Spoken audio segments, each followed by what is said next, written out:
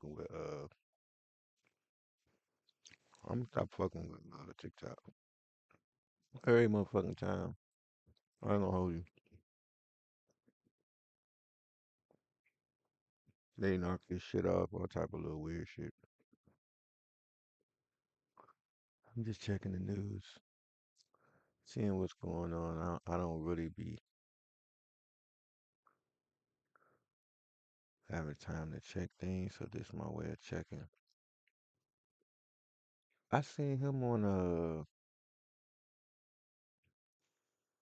I normally be seeing him on. Is that the dude that was putting the video where it was like you wind up going to heaven and stuff? Oh,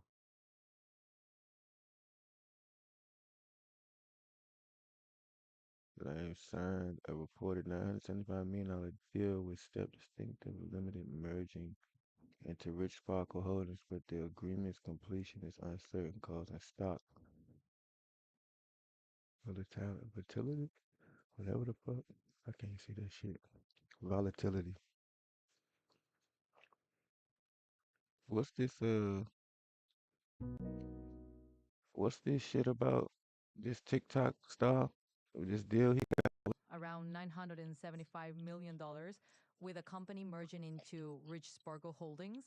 However, the agreement hasn't been to trade in it. It seems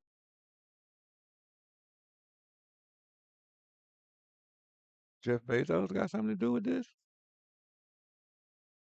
Jeff Bezos isn't directly involved in this story about the TikTok stars deal. The page does mention Jeff Bezos in a separate context issue. Shit, that's crazy. Sure, no problem.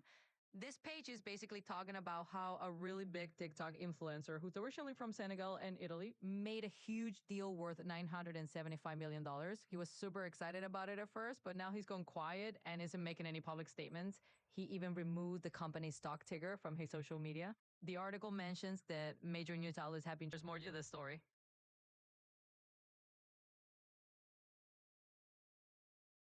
How many TikTok followers do he have? Do you know? He has about 160 million followers on TikTok, which makes him one of the biggest creators on the platform. Who's the biggest creator on the platform? Right now, the biggest. Exactly, yes. Those 160 million followers we mentioned. He usually makes funny videos that are really easy for people to understand because there's not a lot of talking. They're mostly based on visual humor. He likes to point out how to do everyday tasks in a super simple way and often makes fun of overly complicated life hacks. It's a style that a lot of people relate to, which is probably why he's gotten so popular. That- I have not watched the playoffs. What?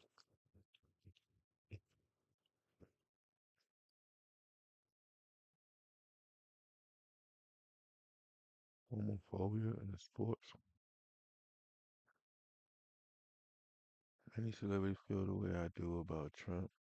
How, how do you feel about him? Who knew? Calls Michael Jordan 49-point man game. Is blue dot fever the cause of tour cancellations?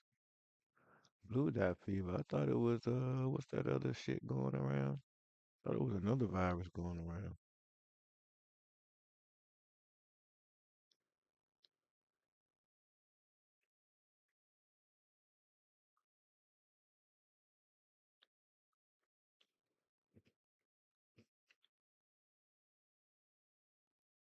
Across the music industry. Have you heard of the so-called blue dot fever? It's a term coined by the internet and tabloid newspapers after concerts are canceled due to low ticket sales and Fever. concert dates as speculation grows over weak ticket sales. It comes as the average ticket price in 2025 hit $135 and, as you know, skyrocketing during resale. So are concert goers at their breaking point over prices? Let's bring in Puck contributor and host of the Decibel and Docket podcast, Dave Brooks. Dave, thanks so much for joining Top Story tonight. So what do you think is this? I mean, I know it's some. Oh, it's a little of both, I think. I think that, there's obviously demand isn't really strong for some of these acts. I mean, look at Post Malone. He just toured last year and just did stadiums. He's definitely got enough demand to headline Stagecoach Festival last weekend, but, fans aren't necessarily buying tickets for this stadium tour with Jelly Roll. Maybe it's a little bit of demand. I also think it's ticket prices. Some of them are very expensive, and fans are spending their money in other ways. Yeah, we're seeing resales climb dramatically. Do you think Americans are saying enough is enough, even with the resale market? Yeah, I think people have had major price fatigue.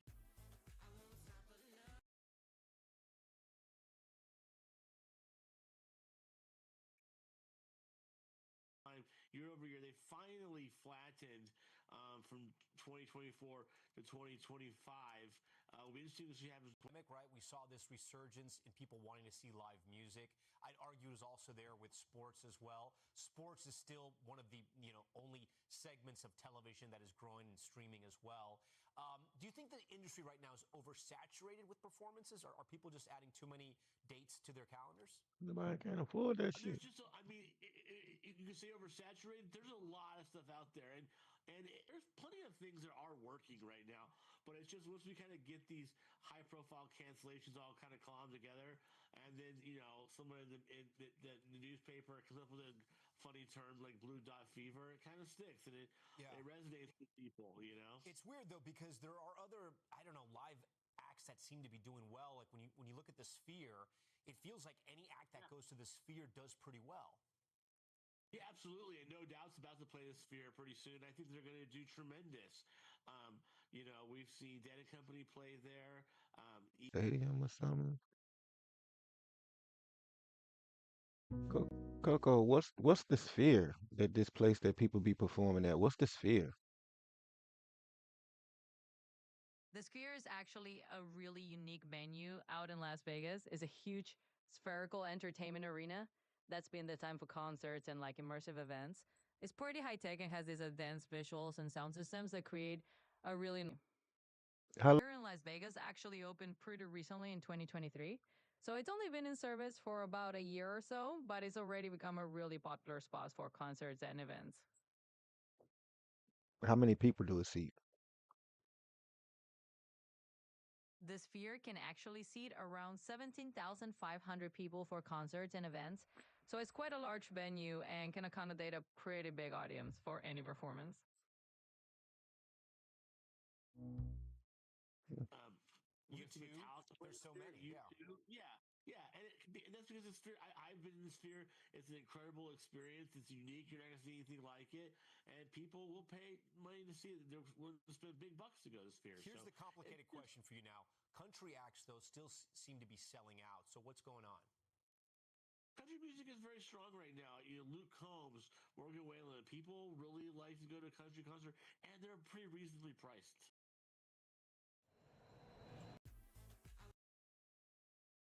Hmm.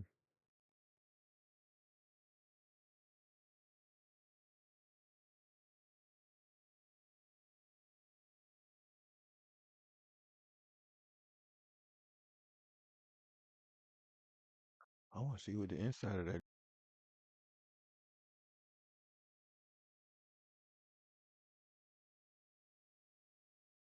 largest spherical structure has officially opened in Las Vegas.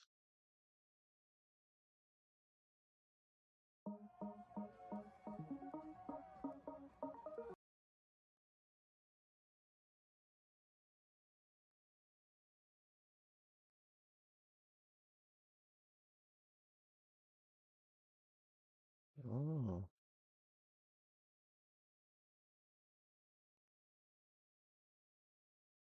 it's crazy that like that's the crazy thing about it is that you just got certain bands and feel like who was I watching the other day that's about to come? It's like not funny, but it's like how certain genres like they can just their bands and shit can just and shit. Nobody tell me this show was lunching.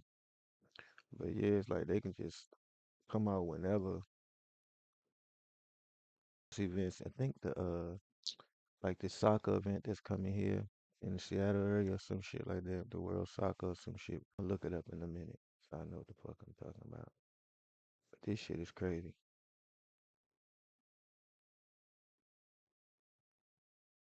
I don't know if it's like the World Soccer Cup or some shit like that or whatever. But they're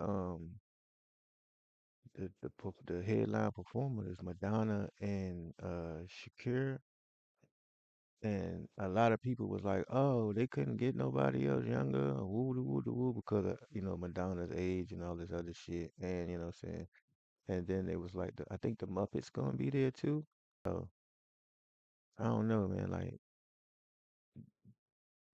how you gonna say who can perform well or not? Me and my son was talking about. I was telling him I was like, nah, dog. Like people get booked. I was like, the problem with young generation is that they think that if it's not on the internet, then oh, he fell off. If that person fell off, it's like no, people still getting booked. People was getting booked. Like before the internet, how you think people got booked?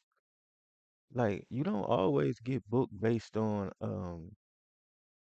how many people will come to see you, because a lot of times people go to certain venues. Like I think young people don't understand how strong shit like the Chitlin circuit was, or how the college circuit and stuff like that, how people go to all types of shit. Like when you go to a play, a lot of times you may have never seen that play before. And so people go to things for the experience, not necessarily always because they like the performers that's gonna be there. You know what I'm saying? Like, I don't listen to country music all the time, like all day, every day. I very rarely listen to country music, but I like some country music. But believe me, I will go to probably any country music show because I know it's going to be a nice show. It's going to be a live band. They're going to do their thing. Ain't going to be no violence. You know what I'm saying? Like, I love hip hop, but you probably will never catch me at a hip hop concert because I ain't got time for the bullshit. So a lot of times it's more the experience that people go for. You'd be surprised, just like when you see kids who not from the trenches go to hip hop concerts. They go to that shit to have the experience of some shit that they normally would not experience. I don't have to go to a hip hop concert to experience the violence and shit like that when I'm from the trenches or whatever. Like, it's like it ain't nothing new to us. You know what I'm saying? Like it's not really. I don't. Like I said, most motherfuckers from the trenches that go to hip hop concerts, the girls go for who performing, and the guys go for the girls that's gonna be there. It's like going to the club. You know what I'm saying? Women get in free before 10:30, so that the dudes will show up. And, I mean, come on, it's all marketing. But as far as I'm trying to think if that's what it is, the World Cup. Yeah, World Cup. Uh,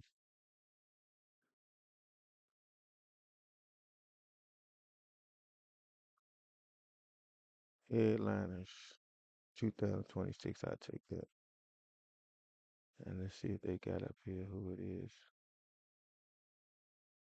Hey, look, Madonna, Shakira, and BTS. And that was the other thing. A lot of them was like, who is BTS? And they said they supposed to be like a K-pop group.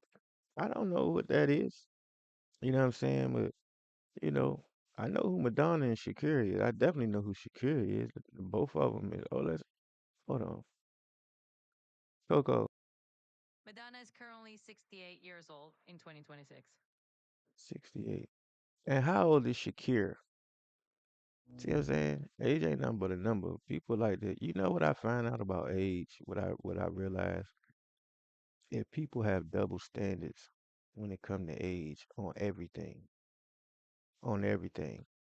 If a guy is with a younger girl, it's a problem, but a older woman can be with a younger guy. If a older person is performing and young people don't, it's like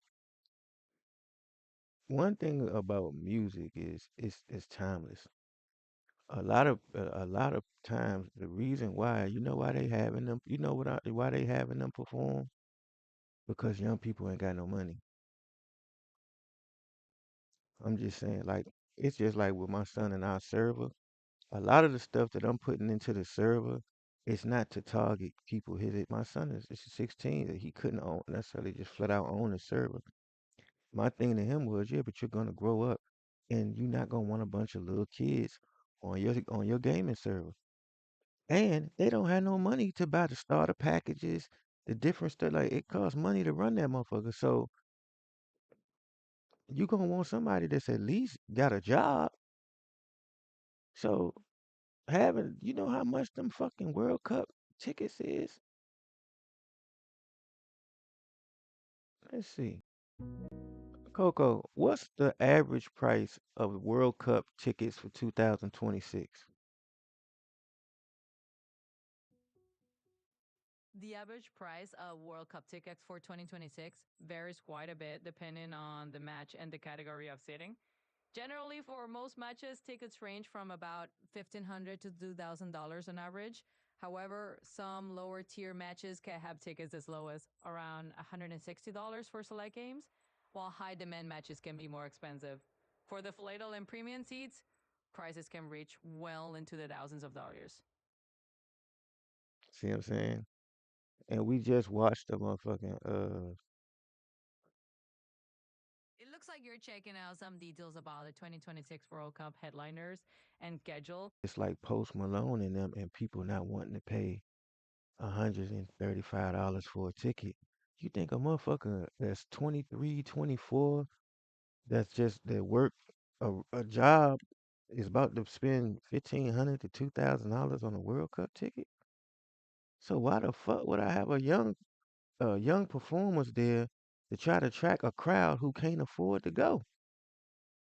Like, this shit is simple arithmetic. Like, no. So Madonna and Shakira, 49 and 68. I'm 50 years old. If I really want to go to that shit, I mean, I'm not gonna say I wouldn't pay 1,500 to 2,000. I'd definitely be getting one of them $160 tickets, but I'd definitely spend $200 on some tickets to go. $400 for two tickets. You know what I'm saying? Let me see. Because I think it's gonna be here in Seattle area. I think.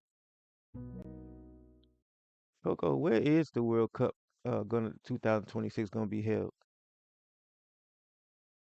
The 2026 World Cup is going to be hosted across three countries: the Mm. United States, Canada, and Mexico. It's actually the first time that the tournament will be hosted by three nations, and it's going to have multiple cities involved across North America. It's a pretty big deal and a huge event spread out over all those different locations. What cities is it gonna be in the United States? The 2026 World Cup in the United States is going to be held across several major cities. Some of the host cities include Los Angeles, New York, Dallas, and Miami, among others. Each city will host a number of matches, so yes, that's true. There will definitely be matches happening in the Seattle area, and it'll be part of that larger lineup of UA Hit hosting the event. Exactly, a part of the larger lineup. You know why? Because we have a heavy population of Hispanics and Europeans and people who play football. Like, but it's just crazy that people was because that's how I was hearing this shit. You know what I'm saying? I listened to a lot of the sports stations and they was talking about this shit. And people were like, they couldn't get nobody younger, like they Madonna, and then I'm like, "Eh, you young motherfuckers ain't about to be spending no 2,000. Not a lot of y'all, not thousands and thousands of y'all. Not unless your peoples pay for it for you, like your parents want to go or something. But who the fuck? Like think about it. It's like who the fuck got that kind of money other than somebody who got that kind of money to be just spending if they want to take their kids, if they get two, three kids, it's two, four, six, like they spending like $5,000 depending on what town you in or what city is in and where you going, and you gotta have hotel rooms, you gotta travel, eat, all that. Bruh, like this shit it's not something it ain't like spring break where you just gonna go and all this wild shit so you could probably just crash with whoever. No, this shit is different. You know what I'm saying? So I don't know. It's just one of them things to me. It's like, yo, all right, what else we got going on? I haven't been paying attention to the playoffs like that. You know what I'm saying? I hear it.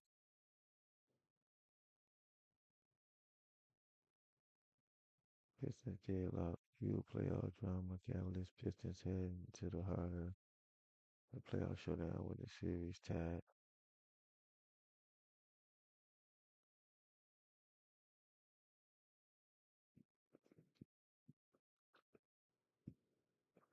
Cleveland and Detroit also look ahead. They still going too?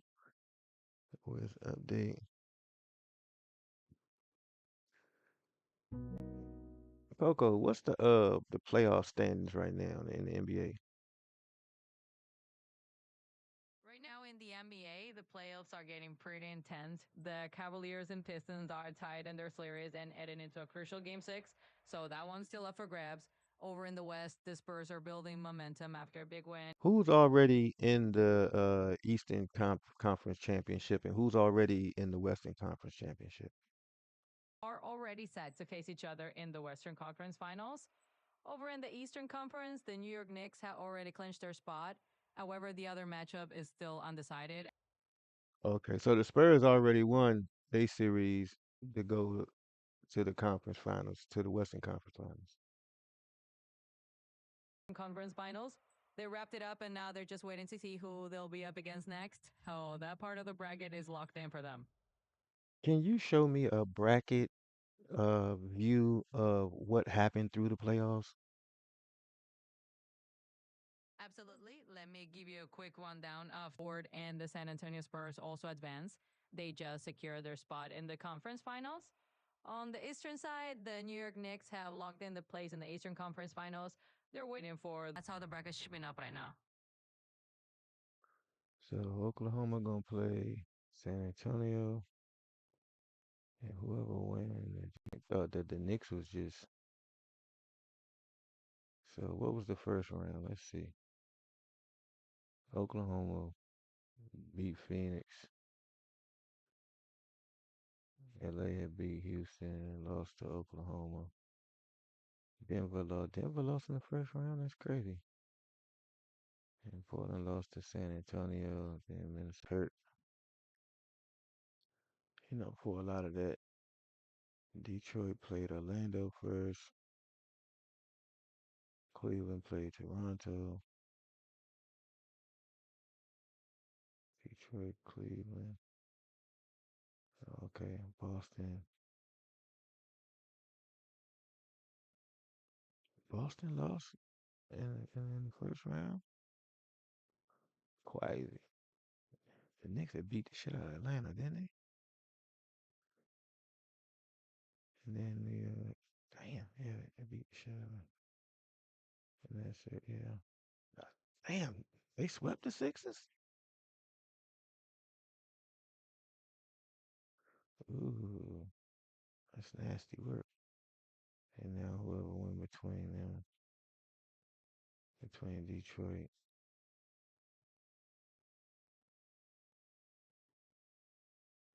yeah,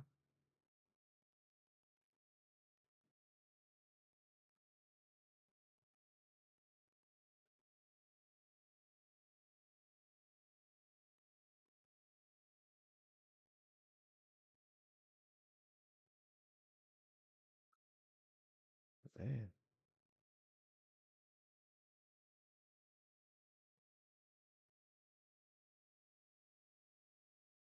yeah.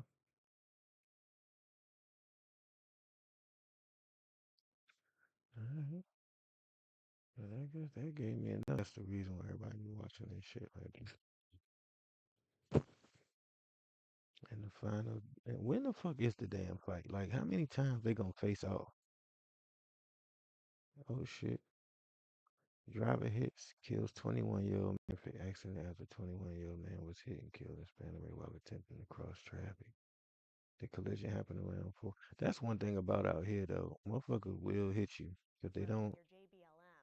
The Pierce County Sheriff's Office says the victim was trying to cross the street. A 21-year-old man is dead after a crash on Spanaway Loop Road near JBLM. The Pierce County Sheriff's Office says the victim was trying to cross the street in heavy traffic tonight. JBLM, if you're not from the Seattle area, is It's a military base. It says the victim was trying to cross the street and heavy traffic was closed for a few hours for the investigation, but is now back open. The sheriff's office says no arrests will be made. They're calling this a horrific accident. Yeah, 'cause people get hit a lot out here. Ain't gonna hold you. Them cups look crazy. They come in a case like that.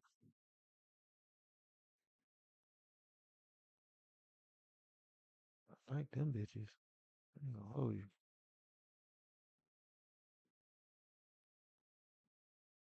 How much is them motherfuckers?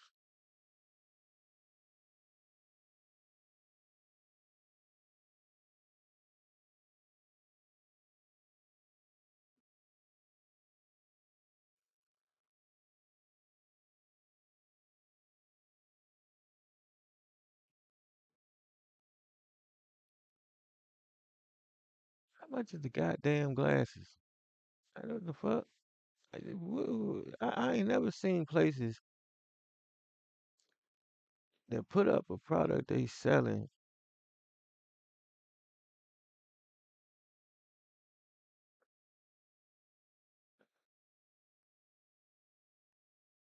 Okay. Like, goddamn, can I see how much the bitch costs? Man, you start taking me through all of that one. Oh, okay. So this must be a company that just designed.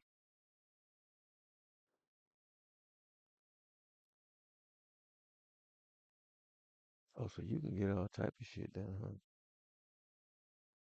That's two get 10. So what is it? 26.99 for one? That's crazy.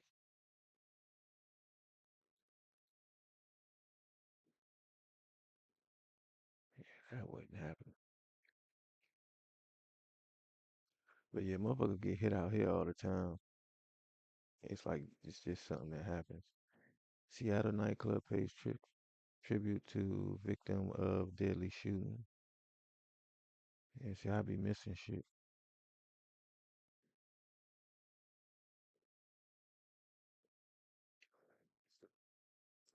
Yeah, motherfucker be thinking shit don't be going on out here in Seattle and Washington State up here in the mountains, but yeah. As another weekend moves in, nightlife is about to pick up. But at a popular spot in Seattle, an untimely death is casting a shadow. He was really important to X Stadium.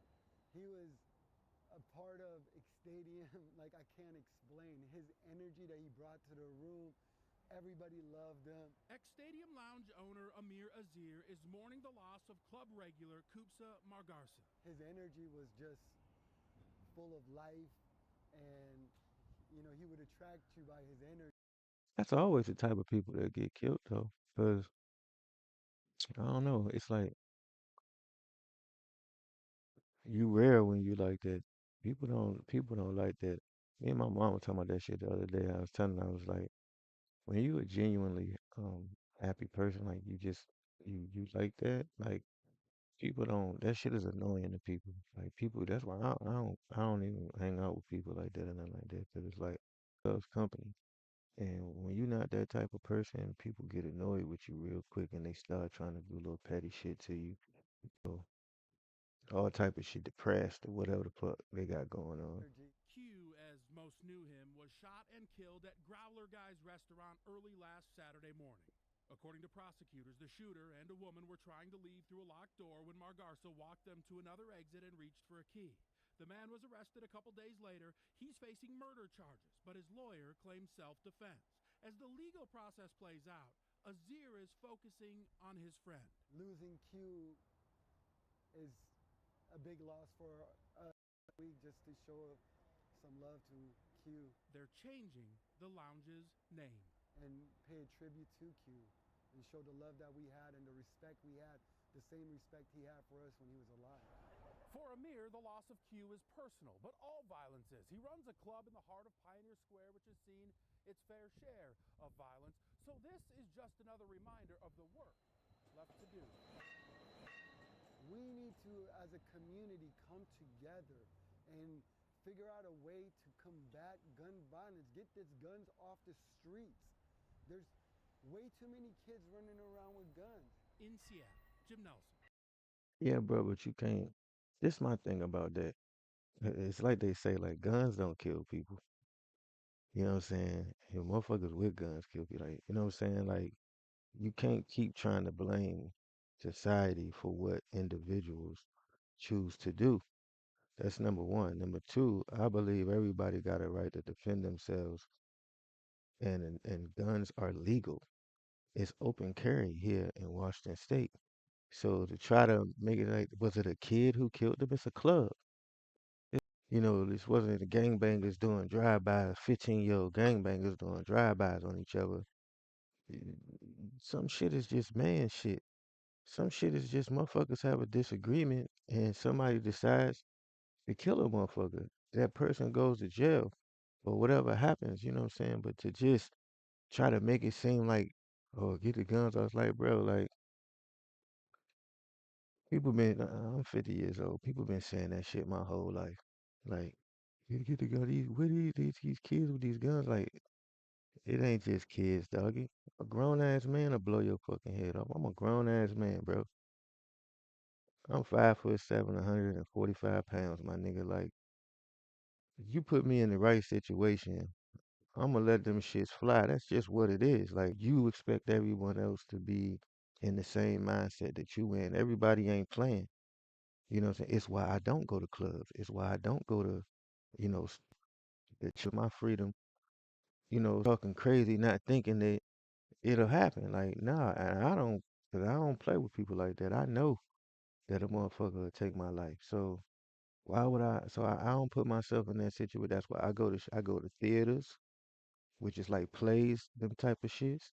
I go to restaurants that be out the way. Like I very ready. If it's a restaurant I want to try, that's in an area exactly. I'm from the trenches, and I know, and I'm not about to put myself in a position to for my kids to lose their father in no shape, form, or like you get old, you learn that shit as you mature. Like a lot of people, they just want. It's like you expecting something from somebody. Like I don't get it. Like I just be lost on that shit. It's like I've been accepted that shit for what it is.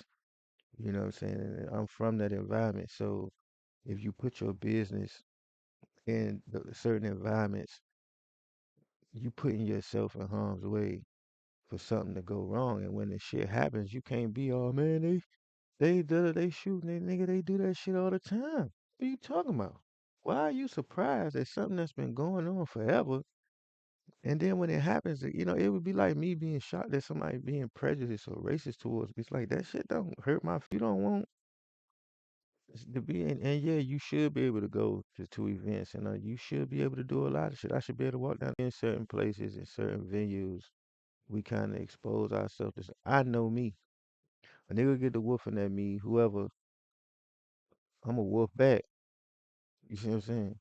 I'm a wolf back, and I'm ready to blow down shit. So why the fuck would I? But if I know that, and I know a motherfucker got to do that to me.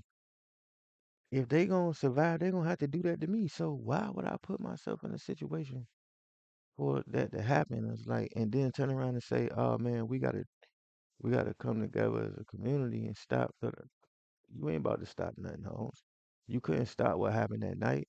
You ain't gonna be able to stop it. If somehow you gonna have to get low and get out the way, and then whatever happens, happens, and then that's what happens.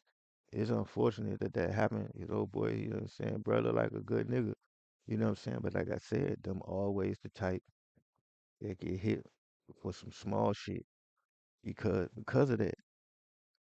So you have to you gotta protect yourself at all times, my nigga. Like you can't let yourself become a victim of circumstance or that type of shit. I stay out the way. I stay out the way, and I don't play with these young niggas. I don't get the. I don't. I try. Like I said, I ain't doing all of that. That shit is crazy because that's what's gonna happen. You saying everybody ain't for that. Dog dead after fight between pets escalate to shooting near Stillicum High School. You know what I'm saying? Wildin', you know what I'm saying? It could be anything. That's another thing I hear motherfuckers love. They pets. A motherfucker will let their dog walk off the motherfucking leash and be just roaming around or doing whatever. You know how many motherfuckers would tell me, "Oh no, my dog friendly." Yeah, to you, 'cause that's your dog. The minute that this motherfucker decide to turn on me, you can't stop it. Like, see what I'm saying? Like that's the type of shit. Is like I said, I don't like. It's so many ways for a motherfucker to get into some bullshit. The incident origin it began with a fight between two dogs on a roadway, escalating when owners became involved, resulting in one dog being shot multiple times and killed. School response, Stillicombe High School was placed on brief lockdown with buses diverted. And what did he say? The dog was shot. Like I said, it's open carry out here. I don't know nobody that don't. Like everybody that I know, they own firearms. Now, a lot of people that's not necessarily from where we from or whatever. And when I mean that's like who may not be from. A lot of people, 'cause my mom used to be that way. My mom is like, but my mom a gun owner. When I was younger and growing up, like my mother ain't want no guns in the house. But in her older age, she's 75 and she's a gun owner herself. Like she go to the gun show and she buy guns. Like she always talking about buying more guns. Like she understand. Like she ain't about to let nobody do nothing to her. You know what I'm saying? She's 75-year-old lady. She motherfucker will fucking motherfuckers do this shit all the time. That's the thing.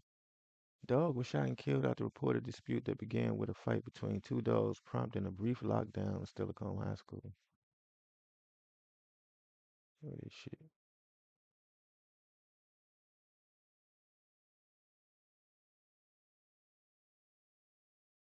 They talking about the dog. As a local dog trainer and owner, coach, stories like this is heartbreaking for everyone involved. If you're struggling with your dog's behavior, reactivity, impulse control, or handling skills, please know there is help available for situations before situations escalate.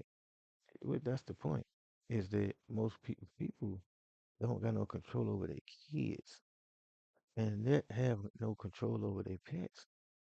On May 15th, 2026, at approximately 6:48 a.m.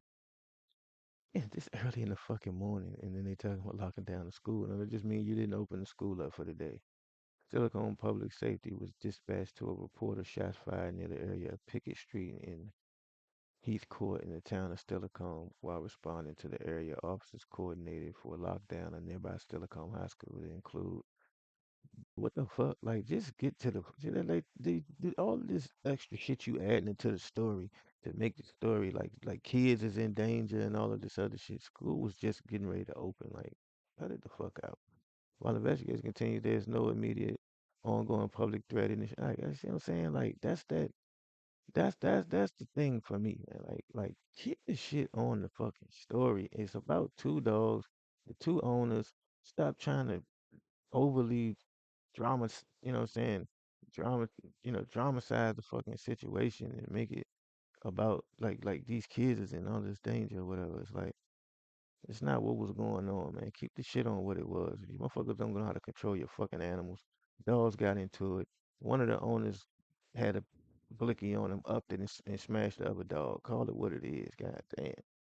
Mom and Jeep Grand Chief tries to strike everyone after being confronted during school. And said, now this is some shit that happens at a school. And what's up with it with motherfuckers? You know what? The last chick I was dating had a habit of doing that. She would hit her baby daddy with the car. And it's like this shit is becoming a new thing now where motherfuckers is trying to run each other over with cars and shit. Like, what the fuck? Like, and then if somebody shoots you when you using your car as a weapon, like, oh man, when parents and students got together for a band meeting at a Tennessee high school, one mother rammed her vehicle into another's and attacked several kids. See, I don't even let my kids. That's all my kids is homeschooled. You see what I'm saying? This shit's crazy. And she's 37 years old, has been charged with 4 counts of aggravated. Court record shows she's been lodged in the Shelby County Jail since May 8th. What the fuck does that mean? And is being held on a $125,000 bond. Yeah. On April 21st, a mother and her three daughters attended a meeting with teachers for the school band at Melrose High School on Dedrick Avenue in Memphis. When the meeting ended, this mother waited in the parking lot. See what I'm saying? Like, that's some shit we gotta stop doing. Like, dog, like, go the fuck home. Like, mom, go home. Like, what we doing? Like, why are we like everybody a fucking crash dummy these days? 37. You 37 years old. And what if you kill somebody? According to the affidavit, a complaint obtained by Law and Crime, the woman wanted to speak to Dumas regarding Dumas' child bullying her child. The woman spoke briefly, but Dumas did not want to discuss the issue. Let me tell you something about bullying and kids bullying. One of the other reasons why I took my kids out of regular school, because my kids was when we came back here from DC. My son only went to school. He went to DC, the only elementary. He went to elementary in DC for like a year or so. And my daughter, she had been hanging with her cousins and my nieces, and so she had become real aggressive. So I actually wound up taking them out because of my daughter, because my son they was really trying to bully my son when he first came back here, and he not at that point he wasn't like the type to just become aggressive. My daughter was. She was getting in fights every day. She got suspended for 3 days, one for slapping some girl in the face. It was like getting crazy. I was just like, I'm gonna have to pull her out because if I don't, and, then she was like trying to defend her brother against boys and all type of, and she younger than him by like 2 years. So, they only went to elementary school out here for like 1 year before I was just like, but then the school, they were putting paperwork on my kid, but would give the other kid that was involved, like, normally when kids fight, both kids, would get suspended, both kids would get rolled up or whatever it was. And I would be like, how do y'all know who did what or how did it get going? And when I would talk to my daughter about it, she'd be like, same thing with my son. Like, I wasn't thinking like I'm about to approach the other parent, about this shit because that shit never works out. It never works out because one, it's kid shit. And I think sometimes when with kids that bully other kids or your kid getting bullied, you gotta that's why all these kids are like a lot of these kids they get put in MMA classes, wrestling classes, boxing classes. Sometimes you just have to get your kid trained so that when that type of shit happens, your kid can stand up for themselves and you don't necessarily have to get involved. Because the minute that an adult gets involved with a situation going on with parents, it's going to it turns into an adult situation. The soon as the adult starts pointing the finger at the kid, saying, your kid did this, your kid. You think, when you ever known kids to tell the truth? And I ain't talking about your kid that's getting bullied. I'm talking about even the bully. You think the bully gonna tell, yeah, mom, I'm bullying the shit out of this nigga every day. Now, in my generation, we would have did that. Like if me and your kid was having a problem when I was a kid, yeah, we'd tell her. Like, my daughter told me when I asked her, you know what I'm saying? 'Cause she had been in DC for like 2, 3 years. So when I asked her, when the day she got suspended, because I don't chastise my kids like that in front of other people unless the situation is going on right. We'll talk when we get outside or whatever. I just came to get my daughter, whatever y'all got to, somebody got to see. I had to sign some shit, for she got suspended. Didn't have to write no letter, no nothing. She telling me that they already talked to the parents over there and everything that was going on for her side, but they didn't have no, it was just my daughter just smacked this girl for nothing. So the first thing, my daughter's still hot though. Like we when we go outside, I'm asking her like, I'm like, that's what we doing, like, 'cause I'm mad for a different reason. I was off working, what I'm saying, hustling, so I had to stop doing what I was doing to come and get her. So I'm like, you gotta get in, this shit cutting and getting in the way. Like, what you got going on type shit. So on our way walking to the car, I'm asking her like, that's what we doing now? We smacking bitches? Bro, like she looked at me as like, yeah, that's what I do. I slap bitches.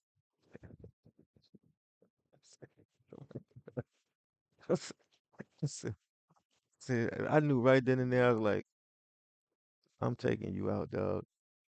I'm taking you out. Not even just because of that. I really didn't have a major issue with whatever because I know my daughter, like she wasn't the type of person to just do something to somebody, but she a lot like her parents, like me and their mom. Like when you have that friendly personality, a lot of time people take that shit like you a sucker.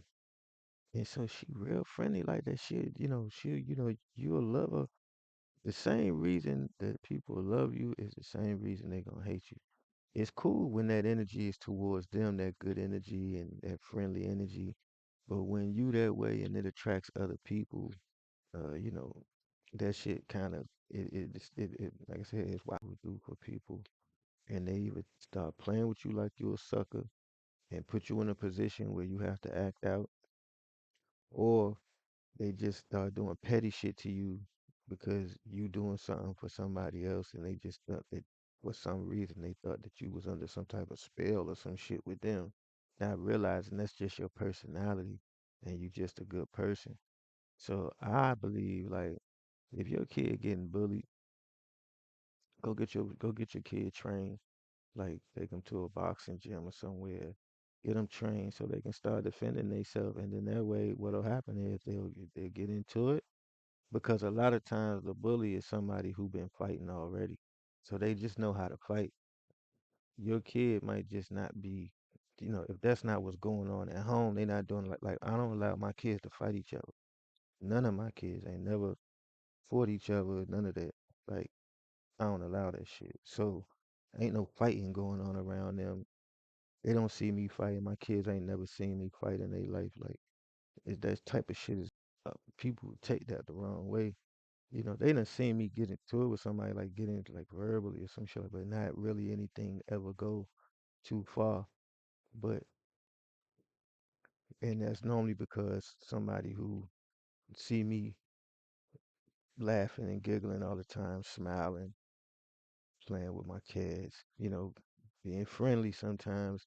That shit gets you in a weird space. So I've learned not to be friendly. So like I tell them all the time, like, you ain't got no fucking friends. Most of these motherfuckers around you because of what you do for them. Meaning even if it's just your support. Where you just being supportive to somebody, just being a good person. And motherfuckers take that shit like you weak or you a pushover and they'll take advantage of you. And then when you catch on to it, it's gonna make you feel some kind of way. You lash out, do something to a motherfucker, then they turn into a victim. All of us, they've been doing little fuck shit to you. Then when you do something back, all of a sudden they the victim. It's like, eh. She waited in the parking lot. According to the affidavit, a complaint obtained by Law Crown, the woman wanted to speak to them regarding Dumas' child bullying her child. The defendant got in her 2000 Jeep Grand Cherokee and drove away, the court document goes on. However, she immediately returned as the other woman was leaving in her own 2015 Nissan Pathfinder. Why is that even important? What year car they was driving? Like, he parked in front of the other woman's vehicle, partially blocking her path. Like, yeah, like that's aggressive. Like that's aggressive work right there. Like, you know what I like, bro? If you, my kid, and your kid having an issue, and you just pull, and I don't even know, we ain't talk it. You just pull up and block me in. I fuck around and fire through the windshield at your dumb ass. Like, the fuck is you doing? Like, the fuck? I'm thinking you boxing me in to do something to me. I got my kids in the car. As Dumas got out of her SUV to speak to the principal, a fight broke out between her daughter and two of the daughters of the other mother. So once again, when you ain't got no control over your kid, like my kid would never do that. We ain't doing that. They know. They know. Like, cause now I'm gonna smack the shit out your little ass. Because now you escalating the situation like you like we ain't doing that. Like that's kids not being controlled by their parent and the parent pushing it on. You see what I'm saying? Like my kid not jumping out no motherfucking car. Your kid would have been running up on that car trying to open the door, trying to get to my kid. But my kid would have never got out. As soon as I'd have got out of the car, I'd have locked the door. Cause I know how motherfuckers are. Yeah, I'm not. Nah, that's crazy. That's crazy. Ran to the opposite side of the vehicle from the fight, but Dumas allegedly ran up to the girl and began punching her.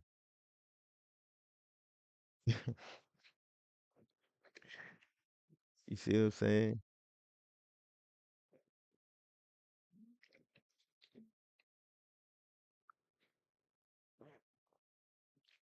That's what I be trying to tell my kids a lot of times, especially my son. When they be dealing with other kids and get into it. When like you gotta think about who these kids being raised. A lot of these motherfuckers not being raised by their daddy. They not being raised with their father. Not gonna let them do certain shit, or they fathers is following behind what the mother say. Oh, they did this. Or, that's what I'm saying. Like all that goofy shit. Ain't nobody got no sense. School staff broke up the fight. However, the chaos had not concluded.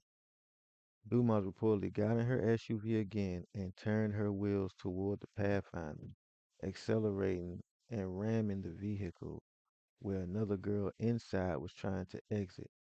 This girl suffered an abrasion from the impact, authorities said. You see what I'm saying? Like, what the fuck is this?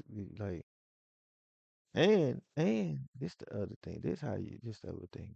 You doing it on school grounds. Even if that was the case,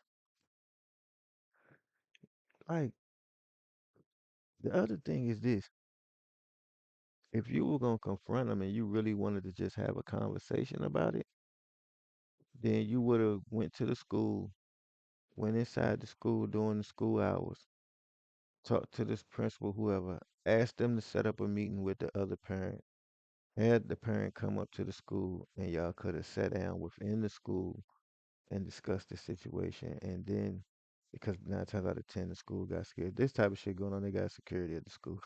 Like they could have sat down and hashed this shit out. When you, like I said, you dealing with people who never like, and I'm speaking for myself too, cause I come, like I said, I come from the trenches. Like that's what I'm saying. Like we not gonna back down. We not gonna.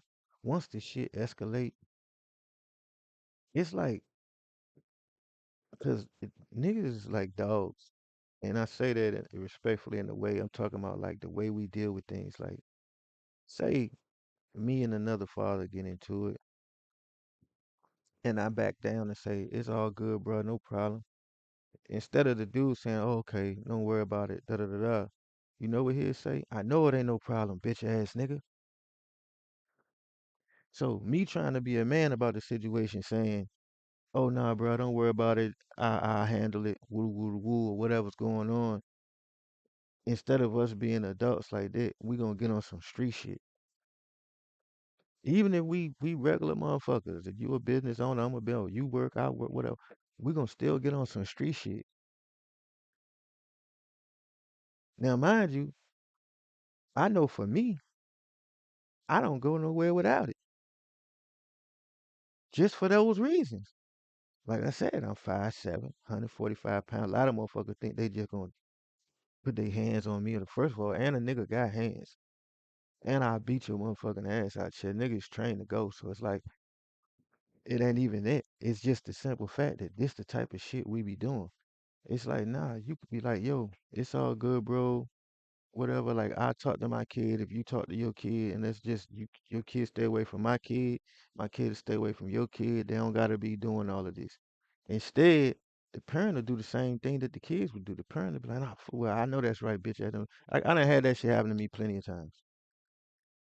It's called conflict resolution, where you know how to diffuse some shit. So a lot of times when you take if you normally if you can articulate that like, hey bro, like hey, it's all good, bro. Like, I'm gonna talk to my youngin, you know what I'm saying, and you talk to your young, you know what I'm saying. It's all good. Like, don't even worry about it. Like, they just can stay away from each other, whatever. A real nigga will be like, that's what's up. You tell yours, stay away from mine, and whoop de whoop. And if you got that type of influence over your kids, where you could tell your kid, look, stay away from this motherfucker, man. Motherfucker don't like you. You don't like them. What the fuck is you doing? Because all that's gonna happen is y'all gonna get into it. Then me and him gonna get into it. Like this, I tell my kids that shit all day. All you about to do is send me to prison. Or him, one of us gonna be like, what you think gonna happen? What you think gonna happen? You gonna get into it, keep getting into it with this motherfucker. One of y'all gonna get hurt. That's going to involve the parents. Once we get involved, we ain't got no fucking sense. We all nutty buddy. We gonna get involved and the shit going and somebody and then you lose all the way around. You treat your parents like they throwaways. Like I'm just going like I can just throw you away. Then you a victim of my parent wasn't there for me. Or my dad was in and out of jail or my mom wasn't around. You perpetuating this shit even as a kid. Like, bro, I ain't want my mother involved in nothing that I got going on. The last thing I'm doing is going home to tell my mama, yeah, man, these motherfuckers bullying me in school. I got bullied and else to learn how to fight and started whooping them niggas' ass. When I started whooping them niggas' ass, they started telling my mama that I was doing shit. That's how this shit go. I take that. I take that. You understand what I'm saying? Like, cause that's what niggas respect. You see what I'm saying? Niggas respect the nigga putting them on their motherfucking pockets. You try to be sensible, a nigga take that to mean you scared, you whatever, whatever. You might have just realized, said, my son grew up in a household where he not being exposed to fighting every day and all of that. I tell him all the time, but when you go outside, when you start going outside and shit like that, I don't give a fuck if you 30 years old, my nigga, you're gonna run into a problem. You're gonna run into someone for whatever the reason or whatever they going through that day that's gonna decide today is the day that I fuck a nigga up. And you might be the target. And if you can't defend yourself, nigga do anything to you. And these days it's worse because it ain't enough for a nigga to put you in your pockets. It ain't enough for a nigga to knock you out. Nigga gonna want to step on your head and do all this crazy. Nigga trying to kill you. Nigga gonna put you in the hospital and really fuck you up and then think that shit cool. Like, nah, bro. Like, that shit ain't what's like. You should be thinking about what you gonna do with your life, your future, trying to build something for yourself. You shouldn't be running around here worrying about trying to fight niggas. And these girls, these kids in school shouldn't be worrying about that. Like, that'd be my thing. I'm like, why the fuck is you getting worried around? Like, bro, same thing. My daughter wants to go, then wants to go to back to regular school. I told her, only reason you want to go because you want to go hang out with these little bros and go get yourself in some trouble. You ain't what you all you gonna do is get to fighting. Get the fuck out of here. You go when you turn 18. When you old enough to be an adult and handle your own situations, then you can go. As long as I'm responsible for you, as long as I'm the one that's gonna get in trouble for what you do, as long as I'm not running back and forth up there, we fucked up. Man, motherfucker spend all your time running back and forth, getting involved in shit that's going on with little kids. I don't got time for that shit, bro. Like this shit is unnecessary. Police responded. Dumas was identified as the driver who attempted to run over the citizens. The other mother and one of her daughters were interviewed about a week later, and they too reportedly. This is what I'm saying. First of all, everybody's telling. So it's not like if you do something to a motherfucker, they're gonna just take their lick and go, wherever. Listen, I was in middle school, motherfuckers jumped on my brother, stomped on his head. He had staples in his head, my older brother, which he likes to blame me for it. I was fucking 11 years old, but whatever. Ended up jumping on his head, all type of shit. He had to get staples in his head. Ain't nobody tell nothing. Ain't nobody say nothing. Like nobody went to the nobody went. You know what I'm saying? Like it was what it was. Like that's what I'm saying. Like we live in a world now where people get themselves into shit that they know that they not really trying to be doing like that. If all y'all was gonna do was when the police come, if everybody gonna just sit there, why the fuck we ain't just sit down and hash this shit out? Hey man, keep your daughters away from my daughter, dog. I guarantee you it's something else behind this shit. Like these little girls don't just not like each other. Not beefing. Like nobody don't wonder like, oh, they bullying her. Why they bullying her? Why they? But like I said, yeah, a lot of times she got a sister, so her sister not gonna let her. You see what I'm saying? Cause I'm the same way. I like that with my niggas. They couldn't fight around you, nigga. My brother can't fight around me. Y'all ain't about to get a one off. Niggas talk that shit all day. Niggas always say that. You know what I mean? Niggas, oh y'all, we gonna meet up. Niggas can get they one off, and that be that.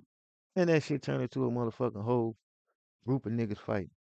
You got three, four, five of your niggas with you. It's three, four, five of them. Niggas, as soon as one getting the best of the other one, his instinct is to jump in and help his man. Soon as he jump in, one of you be quick, no, nigga, what up? And the chick with it, somebody brought a blicky with him, just in case. Little insurance money. Nigga brought somebody brought that thing with him. And then soon as it, cause I know, cause I be the one that was that. I was the little nigga that I'm not going nowhere without mine. And niggas get to doing too much. Next thing you know, niggas and God forbid one of them niggas brought it, niggas is somebody get hit. And at the end of the day, they still youngsters. That's what I'm saying. It's like, so I don't know, man. The damage of the Pathfinder was estimated at $7,937, and probably more than how much the car cost. Dumas was later arrested and booked into jail. She has a mental evaluation scheduled in court for June 11th. You goddamn right you got a mental evaluation because I'm playing crazy too. That's the only thing gonna keep your ass out of jail. They're gonna take your ass to the hospital because they thinking there's gotta be something wrong with you for you to do some shit like that. You know, you was sane enough to know to go up there and do. Yeah, it's like my mom, like you know what I'm saying? It's like, and then that means your kids is on the same shit you on already. They on the same shit you on. So that means that where the fuck is dad at? You see what I'm saying? Like, I don't know. Not to say that that was gonna stop anything from happening, because like I said, we just as bad. I ain't gonna hold you. I ain't gonna hold you. We just as bad sometimes because when you because something happened with your youngin, your son, your daughter, and if they don't live like my kid live with me, but if they didn't live with you, if they was living with their mom and she would to call me and be like, yeah, these motherfuckers up at the school, but this is why they live with me. They'll try to avoid a lot of that type of shit. Oh yeah, cause I know how she gonna do the same thing. She gonna get out there. You know what I'm saying? We all from you calling me talking about, I don't know what's going on. All I hear is my kids. What? Well, I'm on my way over there now. Crazy. So a lot of people really going to Turkey to get hair implants.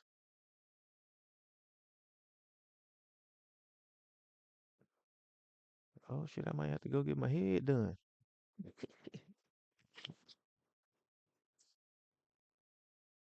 That shit is crazy. Niggas is going to get wigs and shit, huh? Like permanent wigs. I said I know a dude who went and got his Hair hair done. transplant in the US, he could be looking at paying up to $20,000. But he's opted to You travel can to get my whistle. Turkey, where a transplant can cost less than 3,000. Oh, No, it's in here. 3,000? This the thing though. Hair, man, nigga, people be worrying too much about what people think about them. I be on the server on the game playing, and them youngers they be torturing my ass about. Nigga pulled up on me on the game, talking about what's up, egghead. Little bad motherfuckers. Like, bro, you a grown ass man, bro. Let that shit go, bro. He's one of roughly 1 million people. See, that was my shit thinned out at on the top. All of this shit around it'll grow like a motherfucker. You see what I'm saying? But it's like I don't give a fuck. Like People who travel there each year just to save their hairline, creating a $2 billion a year industry. Over the years, it was kind crazy. of crushing to my anxiety and to my self esteem. Turkey boasts world-class clinics with highly experienced practitioners, and many people are attracted by packages that include the cost of hotels and even private car services. All right, let's do this. It's nice. The final costs may be around one-fourth of those in the United States, but there is also a thriving black market in Turkey, and scare stories in the media warn of Mm. other potential costs. See what I'm saying? Often we see a problem. See, that's my thing. Even the same thing with the dental shit. Like I got like natural cleansers and stuff that I'm using or whatever. And then I might do like Invisalign just to straighten my teeth. I was like, after what happened to Kanye West mother when she was just going to get some work done or whatever, whatever. It's like all of this shit is like kind of like playing God. Like you kind of doing too much. And once you kind of can, if you know you can reverse this shit and it just takes a little time or whatever. The hair thing is like, I don't give a fuck. Like, bruh. I I've been when I could grow hair like that. I used to shave my head and stuff like that, and had dreads and shave my head stuff like. So I'm used to seeing myself without hair or shit like that. Like that shit don't bother me. With over harvestings, and that can lead to awful. Most of these motherfuckers doing this shit for bitches. I ain't gonna hold you. Most of these men is worrying about that type of shit because you know women be, "Oh, I can't do a bald. Or motherfucker making fun of them because they don't got no hair. Like you just still a grown ass man like acting like a fucking kid, worrying about what somebody think about you because you don't have a full head of hair. Like maybe nothing don't last forever, my nigga. Like you ain't gonna live forever. Your hair can your follicles, I guess, will die out. You know, we get grays in our beards. Like I don't know, man. Like love yourself, man. Love yourself, man. Stop stop wanting somebody else to love on you. Love yourself, man. Like trying to make yourself something to make somebody else like I don't give a fuck. Awful scarring, and in some very serious cases, necrosis, and that's death of the tissue. So why Yeah. are hair transplants so cheap in Turkey? So they literally put in the hair. It's a dude that I know. I ain't gonna say where he work at, but I know him from where he work at. And he did that shit. But I didn't think it was this cheap to go to Turkey and do it, or you just gotta get your ticket and shit. But when I had seen him, I seen him with the little follicles hanging out, the little hairs hanging out all over his head, and I was like, I was like, damn, like, oh boy, getting his, getting a hair transplant. Cause seeing somebody do it and it kind of make you more comfortable with like, oh, okay, it's like women getting BBLs or people getting breast done. So once it becomes common, you kind of look at it like it's not that dangerous.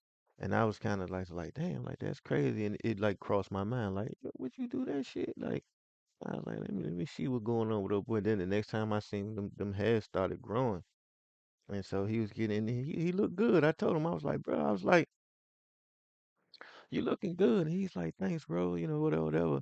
And I was thinking to myself, I was like, damn, because he wasn't working somewhere that was like work at a regular job or work like at McDonald's or Popeyes or somewhere. You thinking to yourself, like, bro, like, you must really want to do this shit because you taking every dollar you got to go do what you trying to do. Like, that motherfucker is committed to getting this shit done. And I just remember seeing his hair grow. I ain't seen him recently because where he work at, I ain't been over there in a while. We followed Spencer all the way there and back to see what you get for your money, and if, in the end, it's worth it. It's been In his early 20s. Right. the first time I saw it was in a Snapchat video, and I just saw a little kind of quarter dime of bald, and I freaked out. Spencer began taking minoxidil and finasteride, drugs that are frequently used by men to slow hair loss and promote More to where now, I have a huge bald spot at the I back of just my cut head that shit here, off, a doggy. very receding hairline. By the age of 35, I know you got a big two-thirds ass of head, American men are likely to have but you just funny noticeable looking hair anyway, loss. bro. A lot of my days have been That's another thing too. Your hair don't make you look good, my nigga. It don't.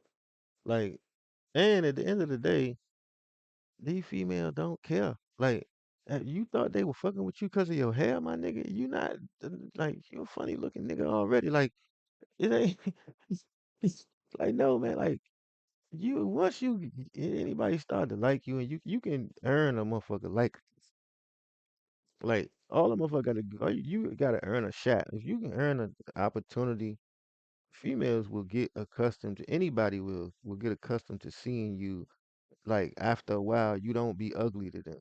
Like you could be ugly. Like flat up and down ugly. You could be with a motherfucker after initially it started off, he might not think you that attractive in the face or whatever it is, or this, that, and the other. And I'm telling you, about 5, 6 months down the line, it be other people trying to tell this motherfucker you ugly. It don't be like, bruh, like, it ain't that serious. Been worrying about my hair loss. I don't think I'm alone in feeling that way. I think a lot of guys go through exactly that. Like tens of thousands of Americans each year, Spencer has opted for hair replacement surgery. There's just one catch. If you're a current patient, please press 1. If you'd like to book a consultation or discuss... Hey there, I'm looking into a hair transplant, and I just wanted to get a real basic sense of how much they cost in New York.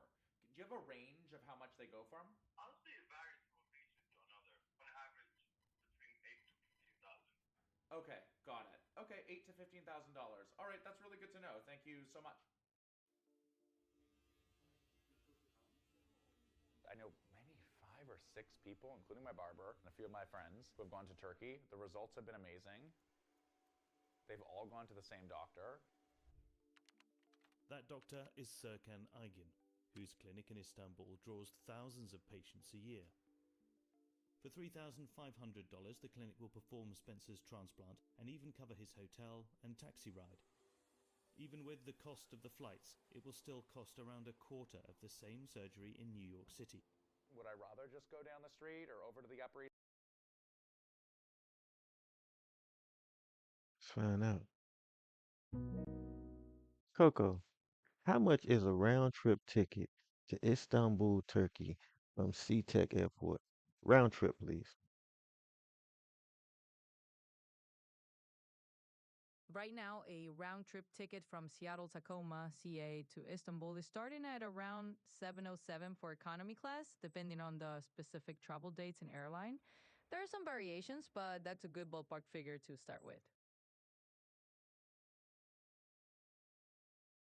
That ain't bad. 700 plus 3,500, you know what I'm saying? You still looking at less than $5,000. Them motherfuckers in New York were talking about 8,000 to 20,000. Side to Okay. get new hair? Absolutely. But do I want to pay 4 times the cost? No, thank you. No. Right. When That's traveling crazy. such a long way for surgery, the main worries are safety and trust. In Turkey, a physician is supposed to carry out all surgical procedures, like cutting incisions, while trained assistants are allowed to do the graft extraction and implantation steps. But with so many clinics in Turkey falling between the regulatory cracks, it can be hard to know for sure who is doing what. That Right. is the primary problem is non-medical people doing a lot of the surgical steps and the disregard, I suppose, for the medical aspect of hair transplant surgery. Chris D'Souza runs a private clinic in London. He generally performs around 2,000 grafts on a patient. That's lower than the average at clinics in Turkey.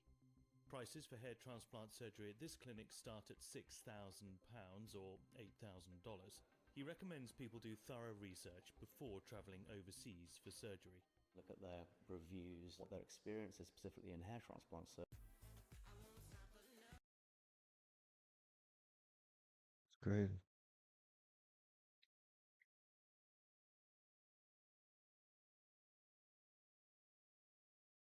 Yeah, I've never had no major surgeries in my life at all.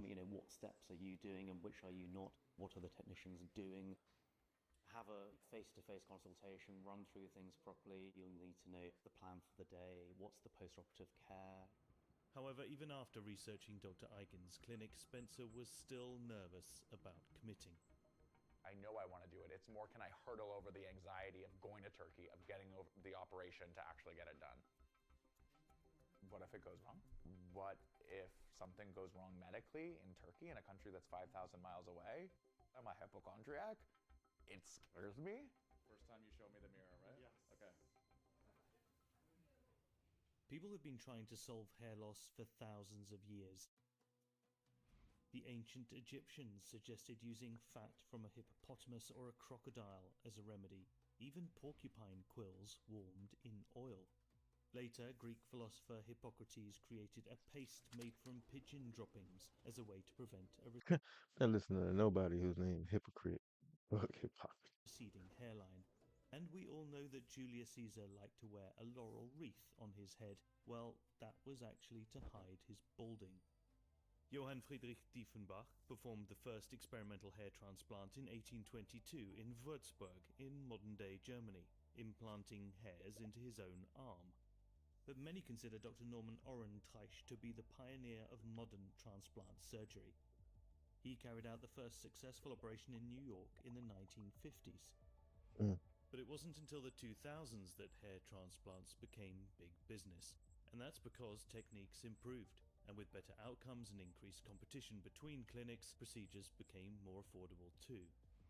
Crude plug transplants gave way to a strip technique, which involves a thin strip of skin with hair being removed from the back of the head before being divided into hair grafts and reinserted into the scalp.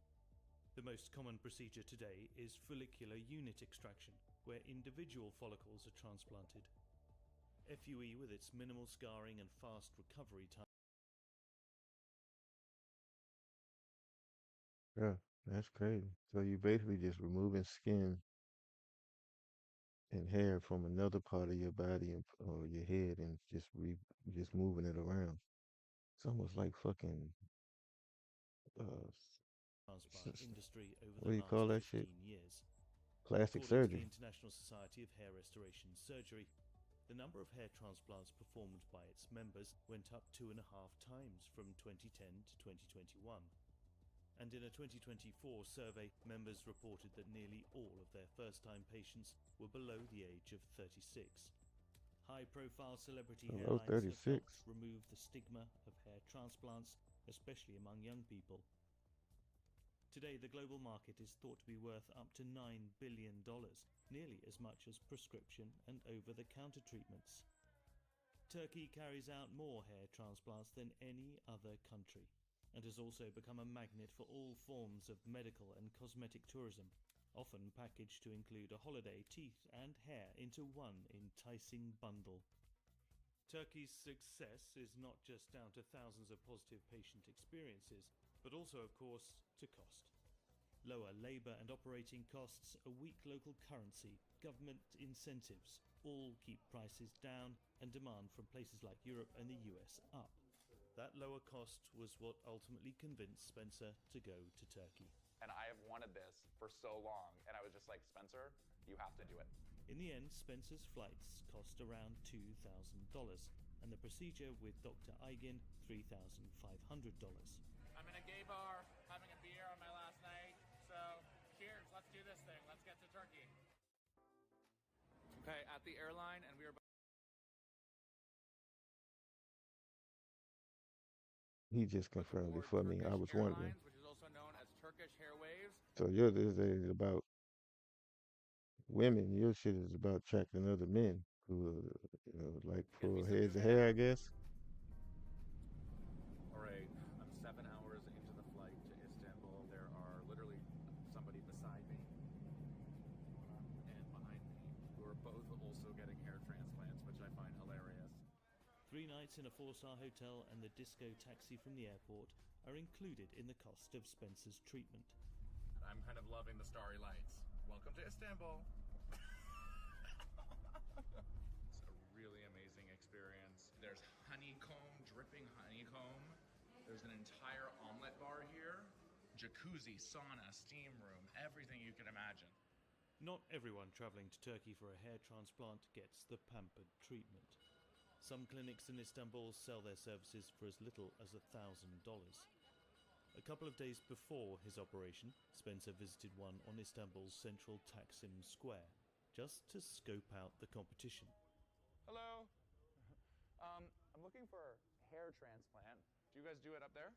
You do? Okay. Yeah. Okay. Thank you. You can pay like $1,000 if you want, $1,000. and you can pay $3,000. Okay. Hospital, what quality you want. Okay. I give you all package. This package like 1,000. This package like 2,000. This package like 3,000. I give you all the information and you choose. While this agency said they were registered with the government, there are plenty of clinics that fall between the regulatory cracks. In recent years, stories of botched You can look at cosmetic that, and if procedures you in just the Turkey way they have acting, been it news. feel it don't In feel like 2025, 2 British men died shortly after going to clinics in Turkey.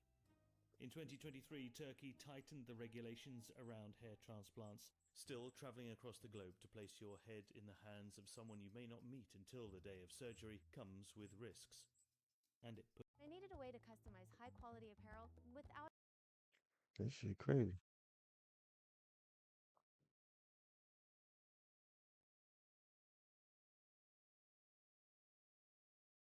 Not crazy, like, but I'm just saying, it's just wow.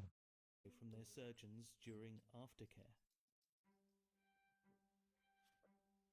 It's the day before the operation, and first up is a test for HIV and hepatitis.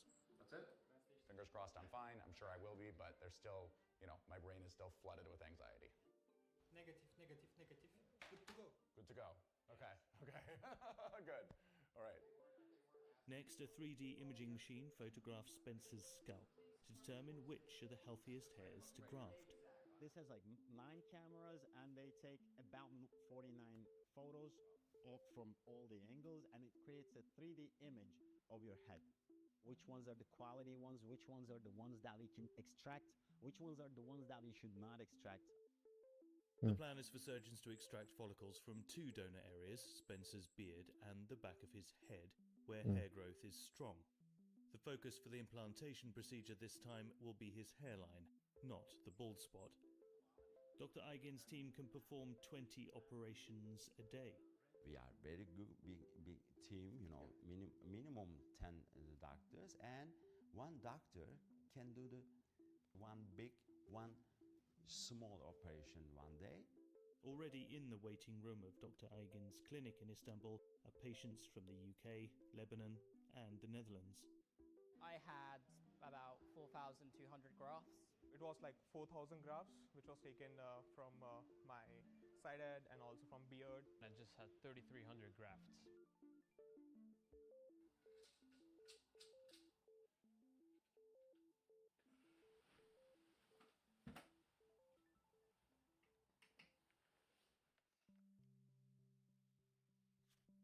It's 6 a.m., morning of the operation.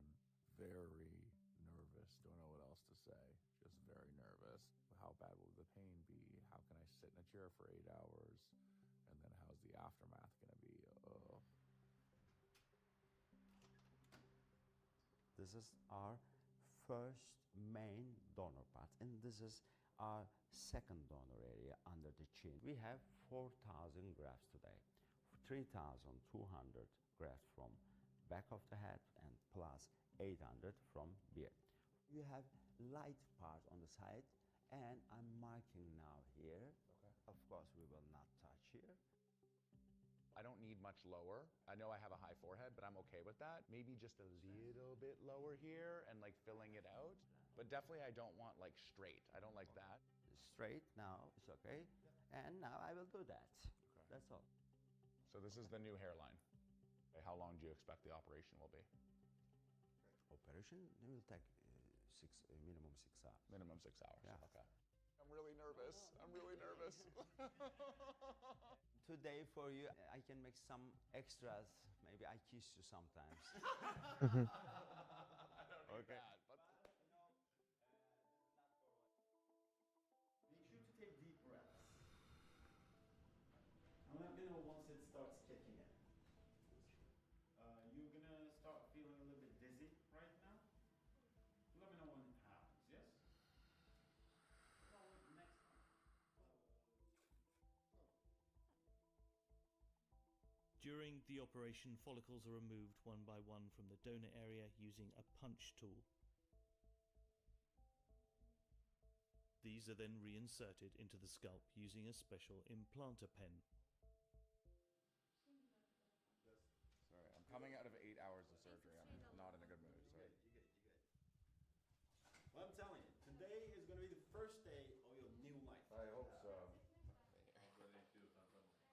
Can't believe I did it in Turkey. What the It happened. Oh my god. I'm happy. Yeah, sorry. And maybe I sit for 2 seconds just to. Yeah.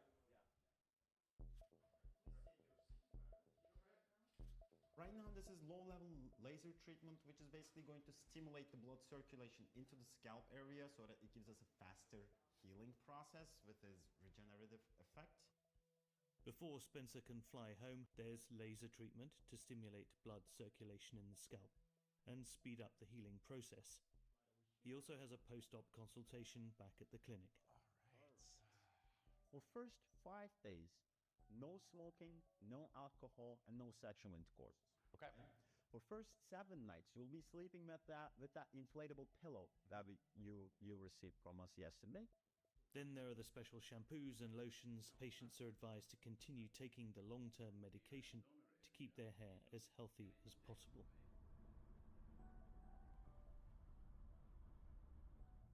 So old So boy I'm at the shit look that Istanbul airport I right know. now. I just got my transplant, and everyone here seems to have also gotten one. What's your name? Willi. Willi, and where are you from? Germany and Hamburg. Germany, and how many grafts did you get?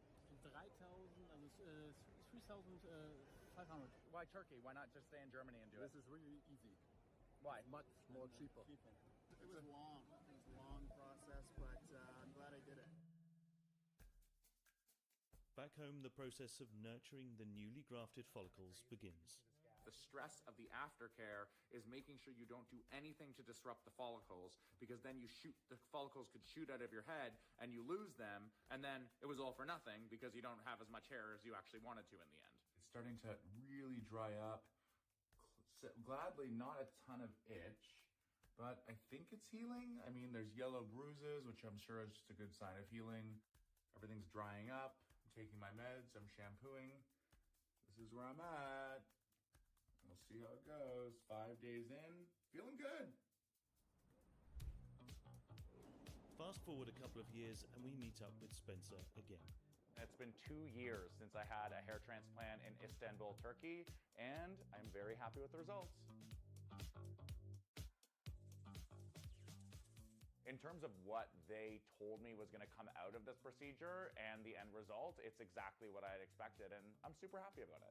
Like, it's actually like crazy feeling to see new follicles that you thought you had lost forever popping up on your head. And I don't know, it just sounds wild to even say that out loud, but it had like life-changing effects on me. Spencer is not sure he'll go back for another procedure to restore hair to the bald patch at the top. Should have did that first. If I was gonna do it, I'd have did that first. Like I'd have got the motherfucking balls back. Oh, what's going on here? U.S. location files for bank messages. Which one?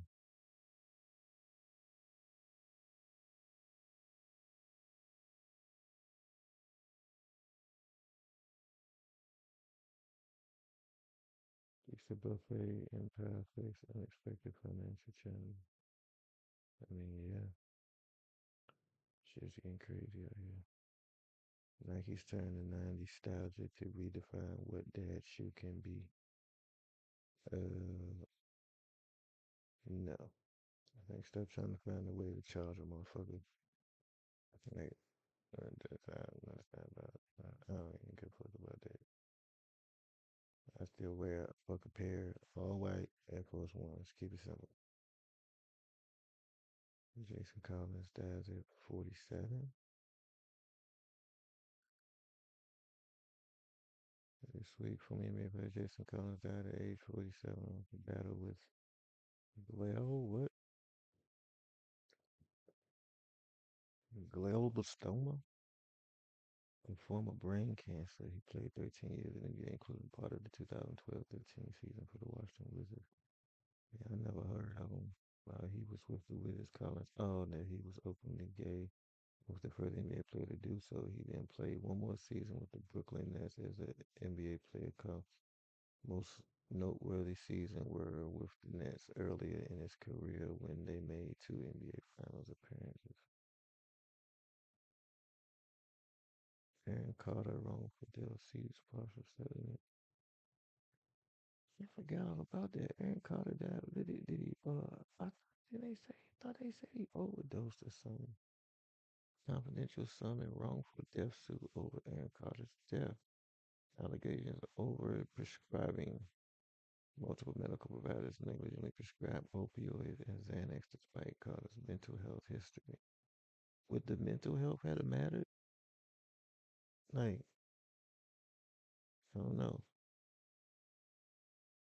Other defendants, including a dentist and two pharmacists, have not settled and face trial later this year. I don't know.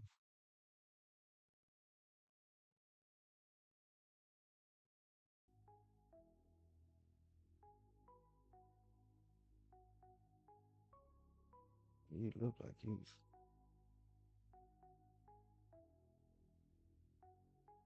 I think that's a what I've seen with celebrities, uh, and not just celebrities, but people in general. Um, as somebody who dealt with drugs and saying I've done my share in my lifetime and family members and everything. I said I ain't exempt. I'm not one of these motherfuckers. So I ain't never did no drugs either. Nah, I used to probably eat pills and smoke dippers and all type of shit. You know, but this was what I couldn't see myself doing. Like, you ever notice that a lot of them start tattooing their face or stuff? Like, it started to make you wonder if that's like almost like a sign of somebody with a drug problem. Like when you go back and think of somebody, like say like Michael Jackson, like he died. You know what I'm saying? It was basically an overdose. You know, it's like they'll start the tattoos on their face, their necks. They start like doing all it, and it's almost because they can see the change in their facial features. So they'll start doing shit to themselves that they probably normally wouldn't do. And we always think, why would you do that? Why would you do that to yourself? Maybe it's because they're on drugs. Maybe it's the drug that's, and looking at yourself in the mirror. I think that shit has an effect on you because that was my thing. Was, I was telling my son this the other day, we were talking about that shit where I was like, I was telling him the different shit that I tried and the years that I dealt with doing drugs. 'Cause I don't even smoke weed no more now. Like I don't smoke, I don't drink. But I was telling him, I was like, but for a long time I didn't do anything. But then I went through like this stage of depression for like 5 or 6 years where I was popping pills. Like I was telling him like one night I did like I don't even know, like it was just crazy, like the shit I was doing to myself. Um, but I couldn't see myself like as quote unquote a junkie. Like I just couldn't. I didn't want to have to face my family like that. Like, well, a lot of my family never knew this shit about me. Like, you know what I'm saying? Like they didn't know I was doing a lot of the shit I was doing because I was still just functioning. Like, you know how you take pills, you be up all night. So I'll be up to the next day and still go and make money and go work and shit like that. So when you functioning like a lot of these celebrities are, people think that you don't have a problem because especially if you can generate money and stuff like that. What I found was when I stopped doing anything, um, I didn't have to work as much and I didn't have to beat my body up as much because a lot of that shit I was doing was just to maintain my drug habits. You know what I'm saying? Like a nigga wasn't just popping pills. A nigga would, you know what I'm saying? A nigga you gotta get at least, you know what I'm saying, 4 pills. A nigga would go get a bottle to drink, you know what I'm saying? Had to buy at least, you know what I'm saying, at least a motherfucking eighth of weed. This just because when you come, you know how the fuck you gonna, coming down off that shit, the crash off the pills would be so crazy for a nigga that you would need something to kind of mellow you out to come down off that shit until you, if you didn't, unless you were just gonna just keep taking them shits and taking them shits and boosting your high. And you know what I'm saying, which eventually that starts to happen. I would smoke dippers sometimes And when I would smoke dippers, I would fucking if you don't know what a dipper is in DC, we call them dippers. It's like you dip the shit in PCP and the liquid and shit in that water, that butt naked, you know what I'm saying? I had seen so many people or so many wild ass shit happen. Motherfuckers done jumped out of windows and did all type of shit that what I would do is I would put all my blickies away, any sharp objects, irons, like every story that I had heard that somebody did off that shit, I would put it, lock everything away so that that way, you know, 'cause I had heard stories about motherfuckers killing their baby moms or doing some shit off that shit and then waking up in the hospital and not even knowing what they did. And it's crazy 'cause it's probably like I got like 2, 3 years of my life that I don't even fucking know. And it's crazy because people would tell me shit I did, which is wild to say now. Like people like, yeah, B, you remember you had woo the woo the woo, and I'd be thinking to myself like, I don't know what the fuck you talking about, bro. Like I really don't know. Like after a while, you start thinking to yourself like, bro, you might have did that shit. Like you might have did what these niggas saying you did. Like you know, some shit I don't think I did. Some shit I can't tell you if I did or didn't. It's just one of them things where it's like, damn, you know, yeah. So when I be seeing these stories about these, it's only because it's celebrities and people. How the fuck these motherfuckers like, bro? It's the same thing that we do. You know what I'm saying? It's why I don't judge people. Like I'm not in. I tell my kid that shit all the time. Like I'm not in no position to judge nobody. Like trust me. Like you know what I'm saying? Like I'm not in a position to judge nobody. So I don't. You know what I'm saying? Like I just be like I tell them, like whatever you do, when you get onto that type of shit, it's basically survival. Like if you get to the other side of this shit and you survive that shit, when you look back on it, you're gonna feel like, man, what the fuck was I doing? What the fuck was I doing to myself? Like now, like I don't eat no meat. All I eat is fruit and vegetables. Like certain shit is because, you know, like I said, I sea moss, flaxseed, you know what I'm saying? Uh deworming pills, uh deworming teas and stuff like that was all shit part two, trying to heal myself from all of the shit that I did to myself. And I didn't do half of the shit that a lot of people that I know was doing. Not to, like I said, not to throw nobody else under. I'm just saying it's like, so when I see other people, like they might think that I didn't, cause like I said, I wasn't the type to do shit with people. I was the type of motherfucker to do shit with the females I was with. You know what I'm saying? Like me and my girl, you know what I'm saying, pop a few pills, smoke, drink, shit like that, do our little thing together.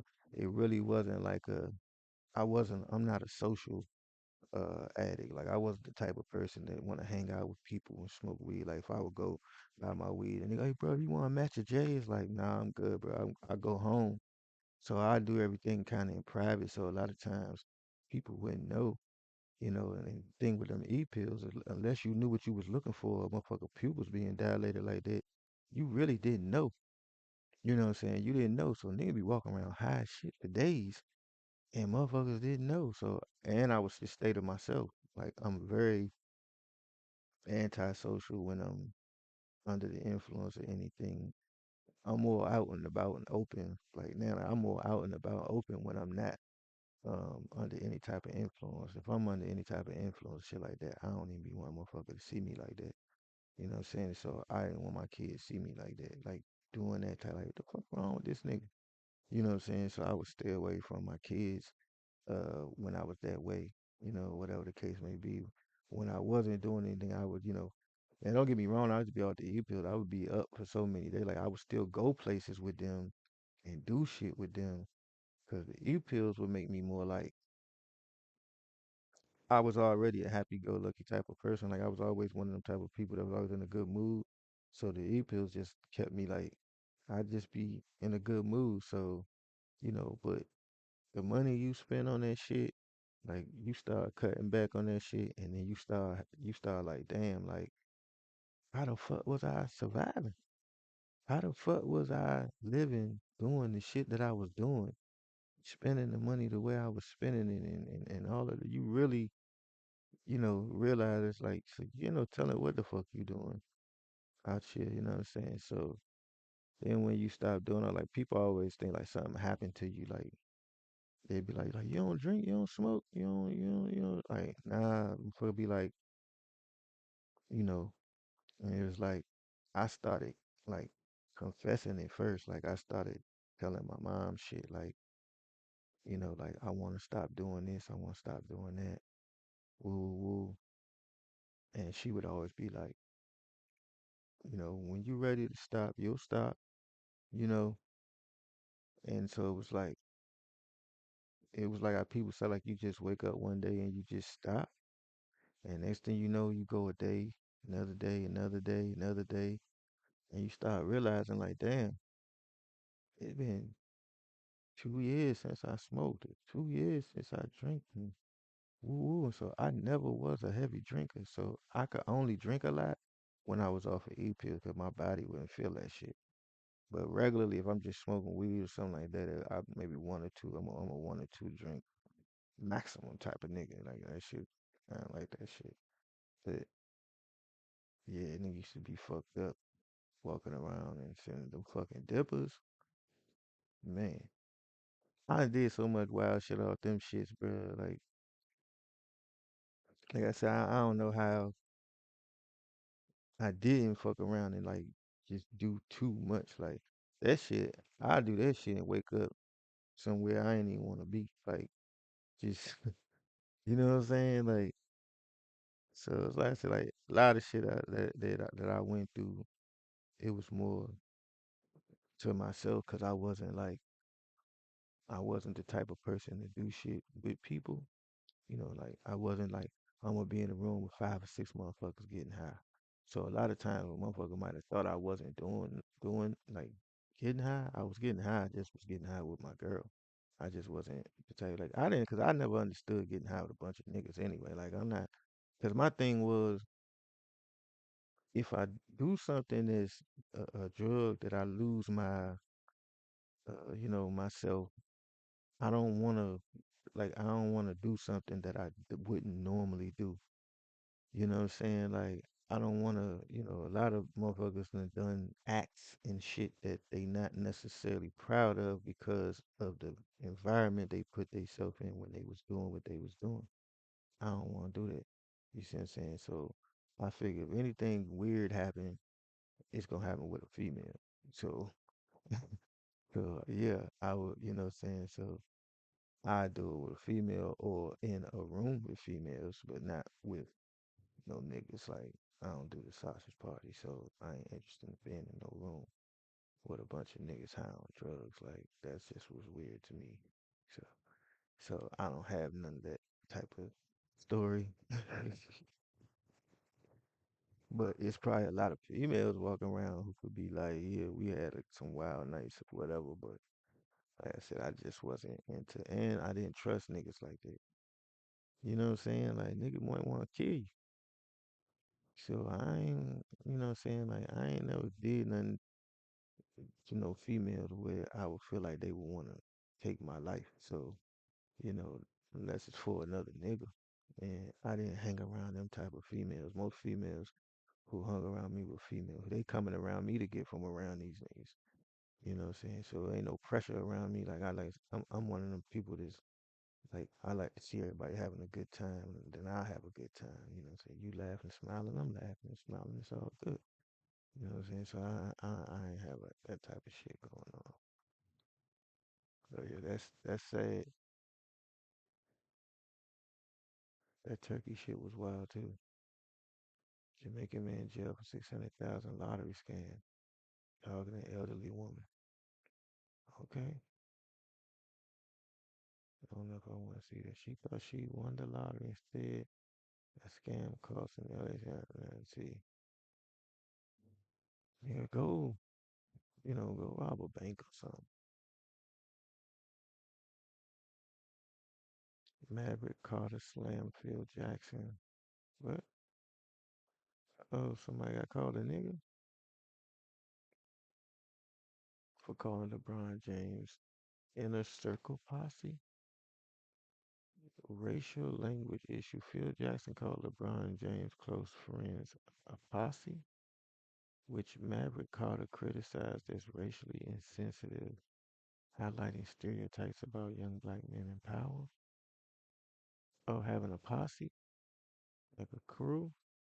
Business influence James friends, including Maverick Carter and Rich Paul, evolved into legitimate business partners and executives and executives shaping modern athlete empowerment beyond basketball. Generational clash. The incident reflected a shift in NBA culture, with Jackson representing the old guard and James Circle symbolizing a new era of player influence and identity.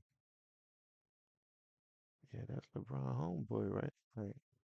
In 2016, a comment from the legendary Phil Jackson sparked one of the more uncomfortable cultural discussions in the league when he openly criticized how superstars were influencing the game.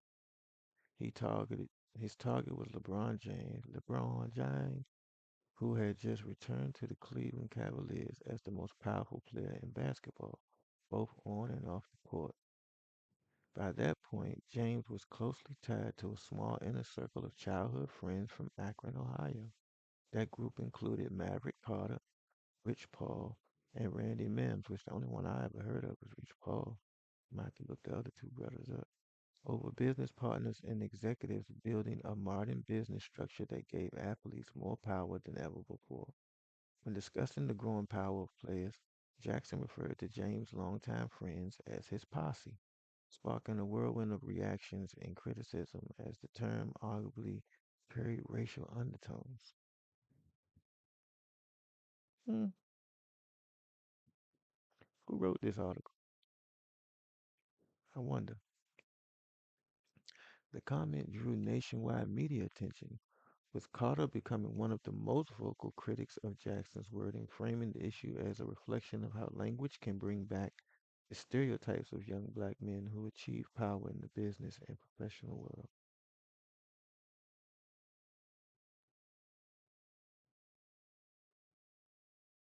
Jay-Z takes shots at Jackson over LeBron's posse comment.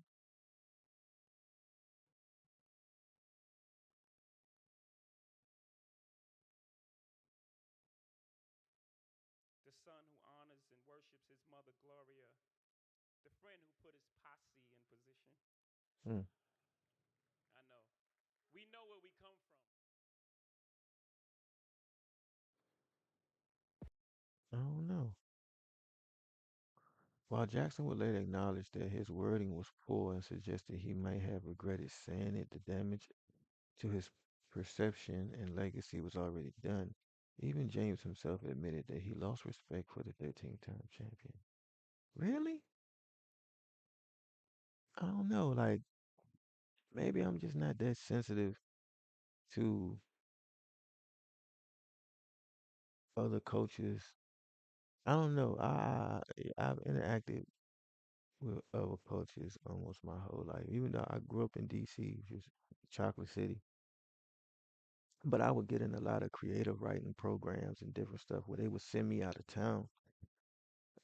And those high education programs. I had they tried to skip me a few times, and so I had wound up in these programs with kids that was suburban kids and stuff like that. And I used to be real sensitive to the way they were taught, but it didn't matter to me what race they was. It was more of a what I realized about uh wordplay. A lot of times it's not um the color of your skin. A lot of time it's kind of like your demographic. Like um if you grew up in the suburbs and you start talking that shit, it didn't matter what color you was. It would still kind of come off insensitive or insulting to me. But you could be a white boy that grew up in the same environment we grew up in, and for whatever reason, that shit didn't it wouldn't offend us. Like you could tell, like he almost came. It was like he wanted us. So it's like I don't think it's a race thing when it comes to feeling some kind of way about somebody's, saying certain terms and making certain statements and whatever. A lot of times it's more demographic, like more of your background, more classism, I would think. Whereas somebody who never been in the trenches, don't know shit about uh people who come, because when you grew up in the trenches, we all had like a white kid in our neighborhood, depending on where you grew up at. And a lot of these cities, whether you New York, wherever, like you grew up with Puerto Ricans, Dominicans, Jamaicans, whatever. Everybody kind of you grew up around each other. So hearing it's like say like people like Fat Joe, hear a motherfucker, a Dominican or a Mexican say nigga. It's not like oh man, you can't say that. Like, don't get me wrong. I've been around niggas who have a problem with anybody outside of it. Like I done been I've done it before. Like I had a I had a Mexican homeboy when I was younger that I was in one of those programs with. But he's from a Mexican hood uptown in DC where before I used to didn't even know that it was that many Mexicans in DC and shit like that because we didn't hang out in each other's neighborhoods. So we wouldn't really didn't come across each other like that. Only reason I came across them because of the programs I was in. And he used to say that shit a lot. Like we be talking, yeah, cause niggas woo woo woo. But he not saying it in a derogatory way. He just talking. Me not being around his culture at the time. I was like maybe 8, 9 years old. I had never heard it, heard how they talk. You know what I'm saying? So I got in my feelings one day and I was like, I told him, I was like, look, bro, you gonna have to ease up on that nigga shit. And he like, what? Like it was like it threw him off. Like what? Like and he's like, bro, I'm Mexican. Like I was like, and like but as I got older and I was around more different cultures, specifically Mexicans too, I started realizing like that's just how they talk too in their community. It was just like it was the way it was like a eye opener for me when I started really realizing like how often like how other cultures, and then I also noticed a lot of things that we took from their culture, like dressing and stuff like that. You started to realize, and that was also because of hip hop, where we would all kind of mingle together. We would go to the gyms and stuff and have a little break dancing and shit like that in the 80s or whatever. It was like, and then as I would go to different cities, because I would be in different programs and I would go to different cities and stuff, and I would go to different, like they take me to their neighborhood, and you start to realize like these niggas just like us. Like it didn't offend me no more. I started realizing it. Like I said, it was more classism where it was like it's the same thing, you know. And you also start to realize that uh, when you take the color from it, it don't carry as much weight. Like it's almost like we just want to own the word nigga. So we just, just because the way we kind of stake our claim to it, I'm a real nigga. Ooh, you know what I'm saying? And so it's now just become almost like an adjective to a certain type of person from a certain demographic, not necessarily a race. So when people say things like that, and the posse thing, when I think posse, I think like Western movies and shit.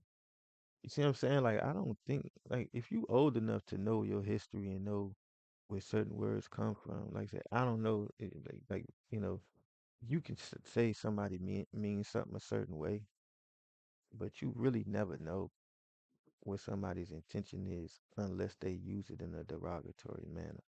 You see what I'm saying? Like if I'm talking to a motherfucker like, yeah, so you know what I'm saying, me and my nigga, we went to the do do do do do and they not black, it doesn't automatically raise my antennas like, bro, what the fuck is you doing? You see what I'm saying?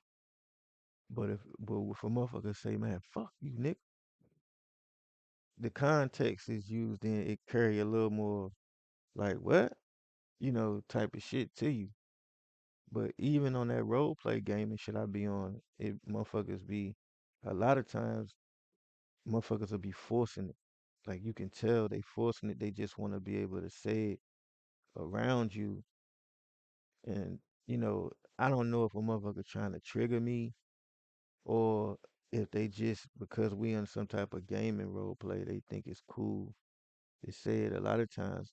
A lot of these motherfuckers just want to be cool, and they think that that shit is cool. Like oh man, I got to say this to a real nigga. You see what I'm saying? Like, and so in my mind, it's like even though if I'm playing again, like the last little situation we had on one of the servers with the OGs was that we disbanded because of one of the arrests that happened with the crew. I guess they saying that some racist shit was said, and what the dude did was he referred to EBT cards and some other shit. Mind you, I wasn't offended by the shit myself personally. Then I also my son got his own server. He got EBT cards in the server. I've been to three, four different servers where they got EBT cards in the server. So when the administrator referred back to him and said that's more of he said more of a stereotype than a racist thing. What he was saying was that's more of a class type thing, like money, like people with money versus people without money, you know. So when I see somebody with money say, and I guess I think it has a little more effect on somebody like a LeBron because he got money. But it's like, w- do you think you different now that you got money than you was when you didn't have money? Like, would it have offended you if you didn't have money? Or would it have sounded cool? Like, yeah, this my posse, this my guys, this gang. You see what I'm saying? Like, we still walk around talking like we still in the trenches, but then get mad when it resurfaced from someone who we don't want you to say it. I can say it, you can't say it. And it's like when you get to a certain point in your life, then you shouldn't say it around certain people if you don't want them to say it around you. Like I don't want to give you the impression that it's okay for you to say it around me, so I'm just not gonna say it. You know what I'm saying? But it's just the same. Like my kids, they second cousin is Mexican, and I've been around him since he in his 30s now, and I've been around him since he was a young boy. You know what I'm saying? And that was just how him and his homies talk. Like it didn't, and it never offended me when he talked like that. I never was like, what I'm saying? But by then, like I said, I'm older than him. I also understood more than, what I'm saying, the gangs and the different shit and how everybody talk. It no longer has the effect on me that it would on somebody else. And so a lot of times I don't think it has anything to do with the race. Like you at the Walmart and a white person call you a nigga or y'all arguing over a parking space. A lot of times you perceive that person, even though they white, I think the other person, the black person is perceiving that person as somebody that has money, somebody who lives in a certain environment, and that you shouldn't be saying that to me. And so I'm gonna show you why you shouldn't say that to me. As opposed to if it was somebody who you could obviously tell is somebody that if he'd have got out the car with other niggas and you could tell they were niggas from the trenches and he say that to you, you don't take it like he racist. You just take it like niggas is talking they shit. You see what I'm saying? Like it just I think a lot of times it's the context and the it's socialism of classism, like where we from. Like somebody with money talking crazy to somebody without money or that don't have as much as them. And but you talking to me like you from where I'm from and like you from the trenches. You know what I'm saying? Let me show you what we do in the trenches to motherfuckers who disrespect us type shit. I don't think it's about, oh, you white or you black. You know what I'm saying? Now, a lot of times I'm like, yeah, motherfucker call me a nigga like, dog, for you to even think that shit don't offend me, bro. I've been called that shit my whole life. That shit don't offend me and from whoever it's coming from. Cause then I feel like you trying to get me to crash out. Because as soon as I do something to you, if you not from the trenches, you gonna call the police. So who really does the dummy in the situation? Like, is either you somebody who can say it, or you somebody that can't say it, and I ain't about to be trying to police who can say it and who can't say it and send myself to jail for doing something to somebody for saying some shit. Like, it's words, my nigga. Like, you know what I'm saying? Like, they say sticks and stones break my bones, but words never. That shit don't offend me like that. So when he lost respect for him, like, my nigga, you never had respect for Phil Jackson. He just a basketball coach, my guy. You never had this utmost respect for him. The only connection to him that a motherfucker had in the respect that they got for Michael Jordan. Niggas love Jordan more than you don't look at like, oh, Phil Jackson made Michael Jordan. In your mind, Michael Jordan made Phil Jackson. You don't say Phil Jackson made Kobe and Shaq. No, you say they made him. Like, that's what made his career, that he got to coach some of the best players ever. They was gonna still be who they was. Like, so you've had interactions with him, I'm sure, because of the level that he's held, the regards that he's held in their community. And so, if anything, it would look more like it was an opportunity for a nigga to kind of bring him down off his high horse. I think what it did was it made him wake up and see how powerful the nigga really is at this point. You know what I'm saying? And try to take that shit back. Auburn grad who just landed dream job allegedly shot and killed by boyfriend father. Oh shit. Hold on real quick. I gotta pee.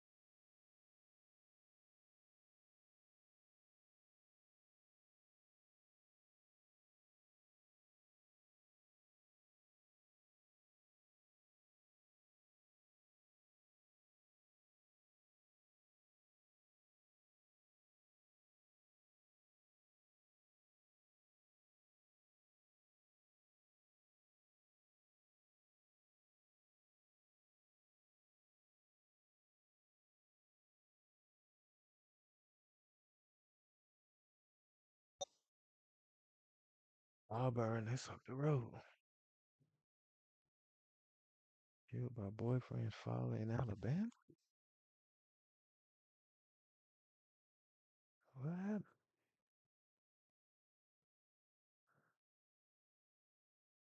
Allegedly carried out by his teenage son. Huh? Jury verdict. A Georgia parent convicted in a mass shooting allegedly carried out by his teenage son. Jury verdict. Count one, murder in the second degree. We, the jury, find the defendant guilty. Count two, cruelty to children in the second degree. We, the jury, find the defendant guilty. Count three, murder in the second degree. We, the jury, find the defendant guilty. Prosecutors say he gave his son access to the rifle used in the Appalachia High School attack. 2 students and 2 teachers were killed, and the father now faces a maximum of 180 years behind bars. Damn So it, let's bring in man. Fox News contributor and criminal defense What? attorney Donna Rotuno. Good morning to you, Donna. Good morning, Ainsley. Good morning. How are you? I'm doing fine. What was the argument in court? What did they say the dad did wrong? So what they say was that the dad knew that the son was having issues, and instead of dealing with those issues, he put this gun essentially in his hand, and therefore was responsible for the fact that his son carried out these horrific attacks, killing two teachers and two. You probably know Vistaprint for. Damn, see what I'm saying? They gonna hold you accountable for what your kid do, bro. And so it's like, fuck that. This is really an interesting But they circumstance, and grown I though. They think that was we're going to adults. watch how this plays out in other Look at cases this son. where we have children taking part in these mass shootings and saying parents are going to be held responsible for their children's Yeah. behavior. This is a very interesting circumstance and completely different than anything that we've seen. There's only been one other case where this has happened, and I And then, think but I in think many ways that was it the kind of black chick, wasn't it? piggybacks onto the other story about the social media trial. This is a situation where we have parents who do not know how to deal with the problems that kids are facing in today's world. They are not the Yeah. problems the parents faced. The parents were not taxed with the dealing with social media their whole. First of all, it's the same thing, bro. If you don't want, my daughter don't got no cell phone. My daughter 13, she don't got no cell phone. She got an iPad, but she ain't got no cell phone, so she can get online. It's like, but the fuck is you like? What the fuck is y'all? They can go off and do all of this shit. It's like motherfuckers ain't got no money, ain't got no job. A lot of these motherfuckers got no job. Why the fuck would you not find anything? Why would you like? A lot of the time, the parents don't want to have the responsibility of worrying about what these little motherfuckers is doing. But I'm looking at down here, I'm like, his son, 22-year-old girlfriend, like, she 22. How old was the son? Like, how old are these motherfuckers? Sound like adults, you know? Like, it's nigga old, like, old enough to go buy his own gun. Lives, and I think in some ways these stories kind of piggyback on each other. Yeah, I mean, apparently they said in the courtroom that the kid had pictures of mass shooters in his bedroom, including the shooter at Marjorie Stoneman Douglas High School in Parkland, Florida. So they're saying it only took the jurors 2 hours to come up with the fact that the dad they thought was guilty. You would think if your child has pictures of mass shooters in their bedroom, maybe don't have an AR-15 lying around the house. Did the dad lock up the gun? No, the gun was not locked up, and I believe it was even given to him as a gift. And his point was that he was trying to get the kid off of video games and get him off of social media. I'm not so sure that was the best way to do it, but Yeah. even the grandmother testified that the child had talked about maybe doing bad things. No, that's why you keep them on social media. You keep them on video games. Let them go get that shit out on the video game so that they won't go and act the shit out in real life. Keep them in the house on the video. See, you trying to send these motherfuckers outside, and they not. No, it's not that the parent didn't come up like them. They didn't come up like us. They didn't come up outside doing the same shit we was doing, playing football all day and all this other. It's like we trying to turn them into us, and they just not built the same. Like I know my kids not built like that, bro. I take my kids out to dinner. We went to this seafood joint the other night. Did they have a fun eating shit like that? Yeah, yeah, yeah. Them motherfuckers can't wait to get back home. They do not want to be out there like that because they know they not equipped for the whatever the like. It ain't shit going on outside unless you're going to get some money. If they ain't got a job, stop trying to force these motherfuckers to go outside and intertwine with other kids, trying to socialize these kids who don't know how to be social with each other. Most of them is selfish as fuck because you ain't teach them how to share. You ain't never made them say I'm sorry because you wasn't never made to say you sorry. Like it's accountability. If you've never been made to take accountability, if your kid is a little kid and they can throw a temper tantrum and you let them get away with it, I'm talking about 1, 2 years old, whatever the fuck, and then that shit just and then so they've never been told what to do. Nobody ain't never told them to sit down and shut the fuck up. My kids been told to sit down and shut the fuck up. Believe me. They done been told to sit your ass down some motherfucking well. Like you ain't going nowhere. You ain't whoop the woo, all of that. When you not giving them some type of structure at home, they go outside. Like it's called home training. That's what they used to call it, home training. What they do at home, sending them outside ain't gonna stop them from doing it. They just gonna do it outside and think that they can do it to other people. These motherfuckers, I'll be in parking lots. I'll be out in Redmond sometimes. These kids will sit in front of the cars in the parking lot with their back to the cars. And I'm thinking to myself, like, why would that be something that you would think to do? So it doesn't surprise me when these kids keep getting hit by cars. It's because it's not that you can't play in the street, but have enough sense that when a car is coming to get out the way, don't think that the car is supposed to stop just because you're there. And my neighbor got all these signs, slow down, kids playing, do do do do, this, that, and the other. Cool. It does not mean that people don't are always paying attention. People are just going about their day. And so you have to be self-aware. You have to teach your kid to be self-aware. Look both ways before you cross the street. Don't assume that you can just walk on the street. When I go to the grocery store, when people come out the grocery store, they just walk right out in front of the cars, the traffic and shit. You're creating this confrontation. I don't do that shit. I know a motherfucker run my black ass over. I wait, you can go ahead, bro. I ain't got nowhere to be that I'm about to just create this confrontation with you. Where I'm trying to go, gonna be there when I get there. It's just like they wait to the last minute to get up to go to school. They wait to the last minute to get up to go to work. I've been up since 5 o'clock this morning, ain't got nowhere to be today. You know what I'm saying? Like, I'm not no last minute ass nigga. I understand that like being early or getting myself up and getting myself together affords me the time to do other things that I want to do. Early bird catches the worm. Motherfucker sit up to 12 o'clock at night. Don't get up. My son just getting up. It's 9:30. These kids ain't cut like that. Like, you know what I'm saying? And if you put anything involved in it, a lot of you motherfuckers is smoking weed with your kids, all this other fuck shit you niggas is doing out here, like trying to be they motherfucking buddy. Like, dog, I tell my kids, I'm not your motherfucking friend, dog. I'm not. I'm not your friend, dog. I'm your father. And you'll never disrespect me. Like, it's not gonna happen. Like, I'm not playing them type of games with you. And that's the problem. And so that's why his dumb ass going to jail behind some shit that his 20-something-year-old son did. No, nigga. Like, not going to jail for you because you don't know how to process your motherfucking emotions and your feelings because I ain't never checked your ass. Shit. There The were fuck? a lot of warning signs here. This is not one of those situations where you say out of the blue, this child just turned like. No, just because he was researching mass murders and shit like that don't mean nothing either. A lot of it's like we watching this shit now.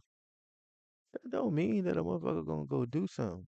That don't mean that. That's not a warning sign. No, blowing up shit is a warning sign. Shooting uh animals with BB guns and shit like lighting shit on fire, being a little arson or some shit. That's a warning sign. Just a motherfucker looking at pictures. Just because a 15-year-old boy watching porno in his room don't mean he gonna be a porn star. Don't mean he gonna be a rapist. Like, you know what I'm saying? But you take a little 5-year-old boy. I had a homegirl. And she was a single mother, and I used to help her with her kids sometimes. Her son was the only boy. He would beat up his sisters, and she's like, I don't know why he keep it. Yeah, 'cause you and his daddy get into it, and this nigga putting hands. This nigga think that that's what he's supposed to do. His daddy need his ass whipped, and his little ass. I used to take this nigga to school and shit. Like he would, and to his sisters, I would help her out to drop them off at school. I done had to pull over the car and let her like, bruh, don't put your fucking hands on them little girls. The whole time, when I would wait for him at the bus stop or across the street while I would watch the other kids, but when it came to them other little boys, he was pussy. I'm like, oh, you was a whole hoe. So in my mind already, I'm like, oh, this nigga gonna be a whole ass nigga. because he'd sit there and beat on his little sisters, but he wouldn't like nah dog. But he was scared of the other little boys. So that's what I'm saying. You gotta be honest with yourself, and like a lot of this shit is just what it is, and you know what I'm saying. And my thing was, how do I tell his mama, your son a bitch ass nigga? You need to punch that little nigga in his shit. He keep he'll beat on it because even when he would do it in front of her, and she didn't spank her kids or nothing like that, which is that's your choice of how you choose to discipline your kids. But he beating up his sisters, like he punching them, like beating them up, boop boop boop boop. Man, I told her, man, man, none of my sons ain't never ever put their hands on their sisters. Ain't never put their hands on each other. That we don't do that. Nah, y'all better go outside and jump somebody together or something before you beat on each other. Like I'm not, no, no, like you don't. Why would you be wanting to beat up your sister, bruh? If my son ever put his motherfucking hands on his sister, man, I'll fucking mop the floor with this nigga. You stupid. I ain't know. We ain't doing that. Like you niggas ain't got no spine. And you just letting your motherfucking youngins do anything, and then anything is happening. So that's why they passing laws now. They gonna start holding motherfuckers accountable. What they kids do? Check your motherfucking kids. Check your motherfucking kids, dog, and stop trying to be they motherfucking homies. But when they do some wild shit, it's like like I ain't no motherfucking crash dummy, dog. You got to be able to justify what you do when you fuck with me. My kids is no exception. I'ma still love you. I'ma always be there for you. Do what I can to help you out. You know, whatever the case may be. But don't get me in no bullshit, bro. Like this, there were a lot of issues here that came up at trial. It is a tough one because I grew up in the South. You know, this happened in Georgia. And a lot of dads give their kids guns for Christmas and they go hunting together. Right. And guns are a So part that's of our not a culture. We right. eat what we kill. You know, I grew up in a house where Right. my brother and my dad are hunters, so it's a tough Right. one. You don't necessarily want to blame the parents, but then you look at the people who are victims. Their parents are saying, "Where are my kids? My kids were shot at school." This Right. is a precedent set. James and Jennifer Crumbly, you know, from the Oxford High School shooting. This was in 2021. And Ethan Crumbly, his parents were convicted of involuntary manslaughter. They got Right. 10 to 15 year sentences. There was Robert Crimo Jr., the father of the Highland Park parade shooter. He pleaded guilty to misdemeanor reckless conduct and he received 60 days in jail. My question in this case in Georgia, why didn't his trial happen before the dad's? Because apparently Right. he remains in custody. He's pleaded not guilty and a trial date has not been set. Yeah, I think it's very interesting, and I was looking at that yesterday That's what I'm myself. saying. And I Like think this it has some to do with it's the kind of fact that weird. his age, obviously, and whatever they have How done, old is he? and whatever testing they have done on him to determine, if he was fit to stand trial, how they were going to try him. I just think that based. How old is he? Is he a minor? Because if he a minor, his girlfriend was 22.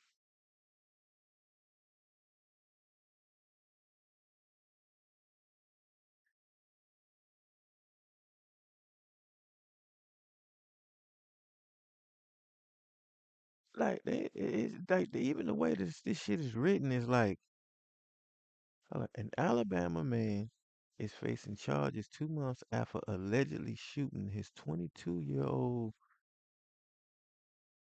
son's 22-year-old girlfriend, who was a recent Auburn University graduate. Whitney Harlow, 22-year-old Virginia native, died on March 7th from gunshot wound at a home on Deer Trail in Trussville, Alabama, about 15 miles northeast of Birmingham. Is this the same? Is this not the same? How this Truthville police announced an extensive investigation led them to the arrest of her boyfriend's father, Jeffrey Scout, 54, on a charge of reckless manslaughter. Public records indicate he and his son, also an Auburn alumnus, both live at the Deer Trail. Hold up.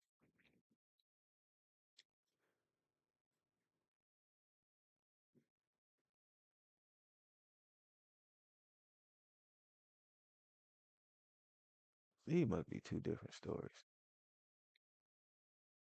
Like this shit is confusing. That case is confusing. Like I don't understand that.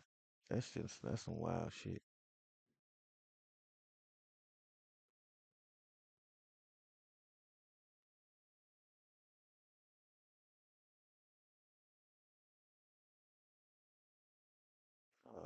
That Drake shit, I might give a fuck about that.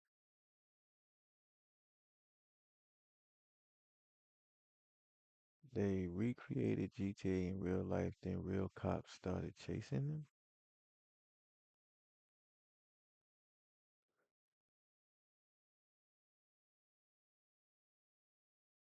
Huh? Yeah, strangers recruited through fake job.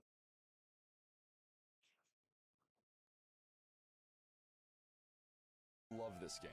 I've been playing it since I was 11. I've never done a mission. I just turn the game on and do bad things. Steal cars, run over someone's grandma, get gunned down by a police helicopter. I mean, I would never do any of this in the real world. Since GTA 6 isn't coming out anytime soon, I decided to recreate GTA 5 in real life while we wait. By the way, if you've been here before, welcome back, Mafia members, and if you're new here, you're in the right place. We're here in Los Angeles, otherwise known as Los Santos in GTA, where I've spent the last few months meticulously planning out a day of heists and mayhem here in the real world. Get on the ground! We're going to be committing 1 to 5-star crimes in public, complete with NPCs, actual cars from the game, and real police with hidden cameras everywhere. I even rented out a warehouse just like Lester's, put together a crew of My Ride or Dies. You'll grab the armored car at the jewelry store, you'll hit the bank, get back here, and then you're home free. Don't mess this up. I wish I could tell you who the client was today, because when I read the name, I freaked out a little bit. Did he? Nope. Come on, tell me. It's Haley Welch. Huh?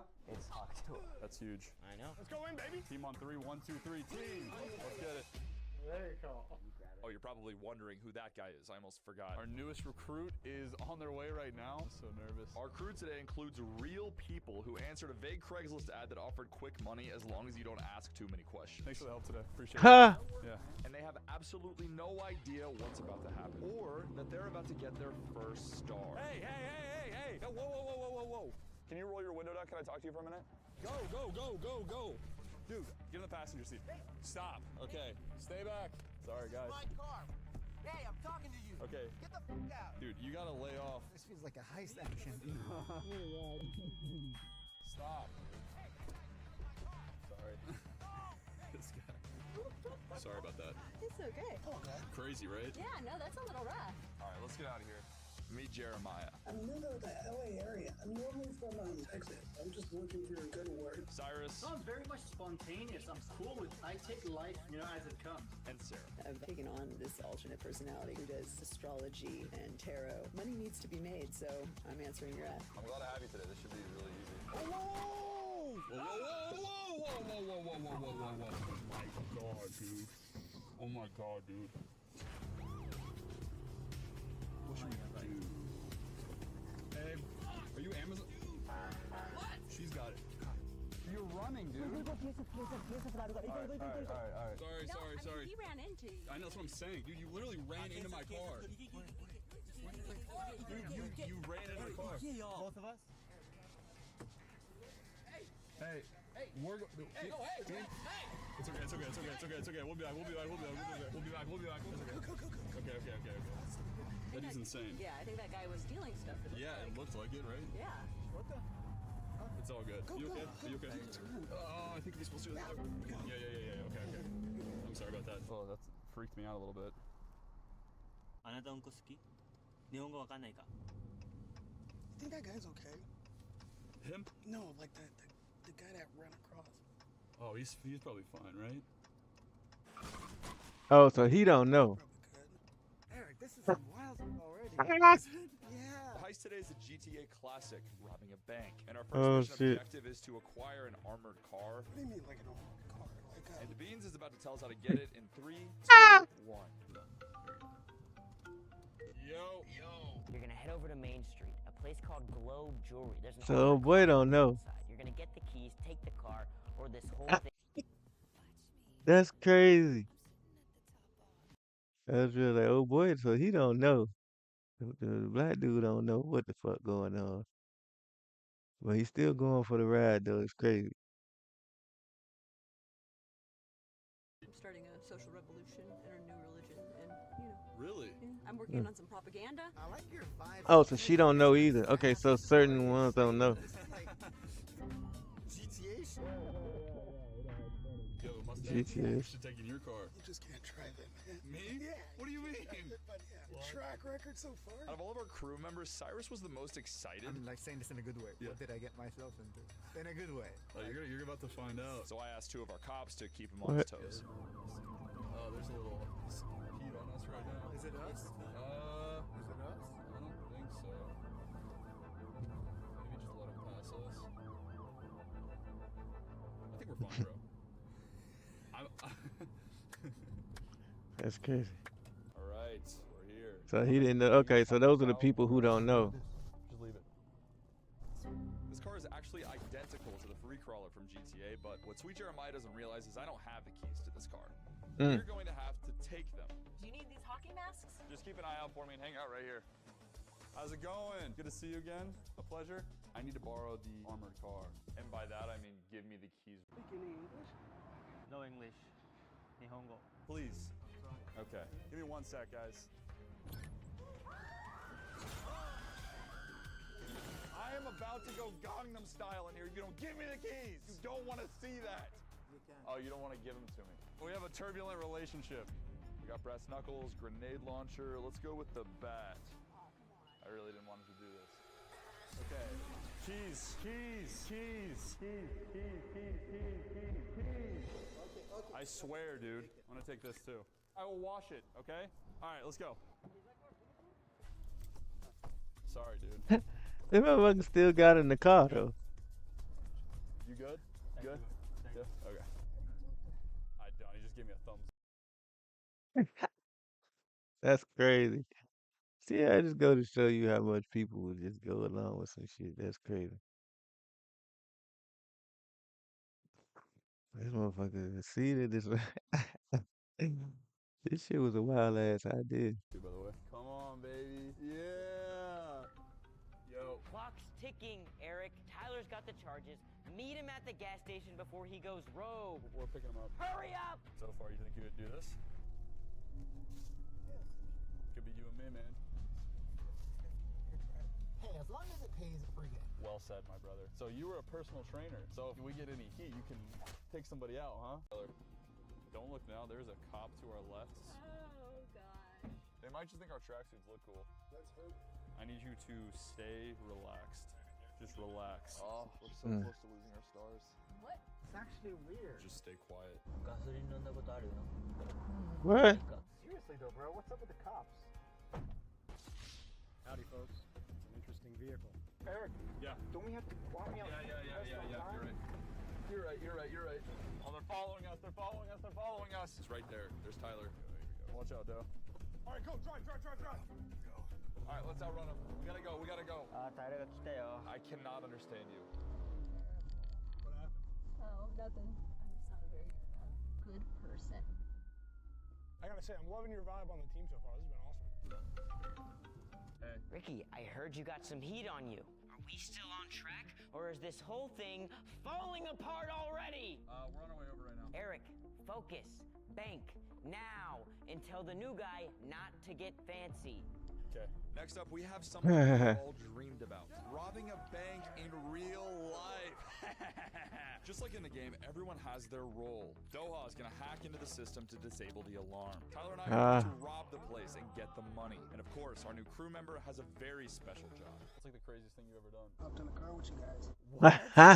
No, come on. It's an easy day, honestly. Ivan, we should be done pretty soon. Their job is simple. Flip one tiny little switch. That blows the door off of the vault, giving us a 4-star wanted level. It's actually connected to this giant hidden speaker that's just gonna play an explosion sound effect, but don't tell them that. All right, let's go. So this is how it's gonna work. He's gonna count to 3 in English. He'll say 1, 2, and on 3, you flip the switch up. Why though? Oh, we're gonna need it to access something in there, okay? Okay. And then what? Well, when you do it, we'll run out with the stuff, we'll get in the car, it'll be fine. I'll do it for you. We'll be right back. Might be against my religion. I'll die before I get caught today. No getting caught, bro. That's not an option. Will Jeremiah use the switch? I think he might. Get on the ground! Get on the ground! Get over here! I will kill you specifically! These are actors. Yep. There you go. Get on the ground! Now that it's just us, this is pretty cool. This is awesome. This is not okay. Another day on the job, am I right? Stay on the ground! Do not move! Dude, this is so much fun. Tyler's the explosives guy on this mission. He prepared a few explosives. We should probably get back, huh? Yeah, we probably should. What does it do though? Do you want me to press it now? Or? This is against my religion. Editors do some cool VFX here. Wow. Alrighty. He hit the button. What a criminal. To my surprise, Cyrus and Jeremiah both hit the switch, but Sarah refused. You didn't press? It got pressed. No, it didn't. Yeah, it did. Mission failed. Yeah. baby. Yeah. Where is it? Give it. We robbed a stage bank. Not yet, we haven't. True. Let's get the money. Let's go. Dude, imagine if making money was this easy. Could be. Stay on the ground. I see you. He flipped me off. Hey, life like this sure is sweet, huh? I always dreamed of selling my own designs, but I had no idea where to start. Then I found ninjatransfers.com. I uploaded That shit was crazy. Like that was a good idea to come up with for them to do what they doing.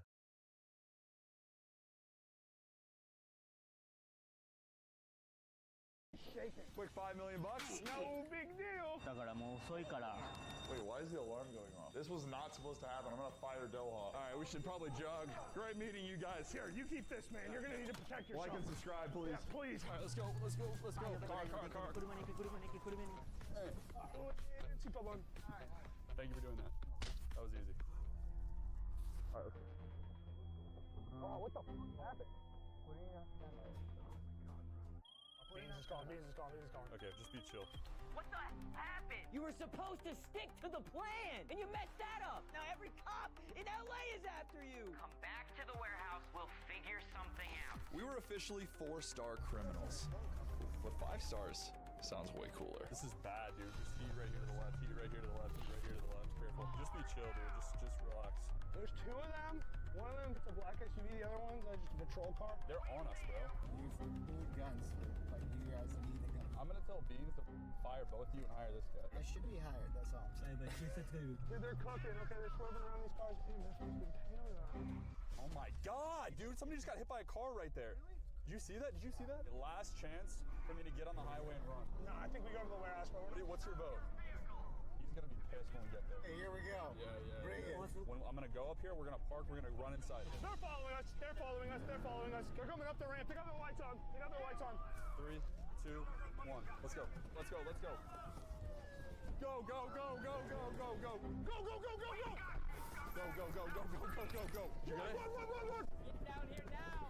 Go, go, go, go, go. Go, go, go, go, go, go, go. Go, go, go, go. Come on, Eric. We literally have seconds, bro. Yes, get out of here. Here, take these passports and drive to Mexico. All right, let's go, let's go, let's go. Jeremiah, don't freeze up right now, Jeremiah. We gotta go, dude. Get in this body bag. We're gonna have to sneak you guys out. Okay, here's phone. Hurry, hurry. Dude, okay, help me. Zip, zip, zip. Okay. Wait, where's Cyrus? Cyrus! With Sarah and Cyrus both failing the mission and the cops closing in on our location, Tyler went rogue.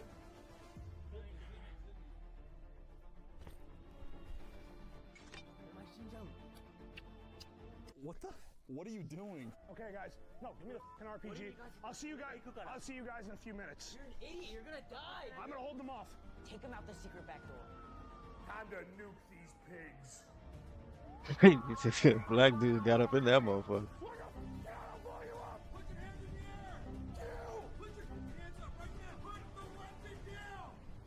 Daddy's home!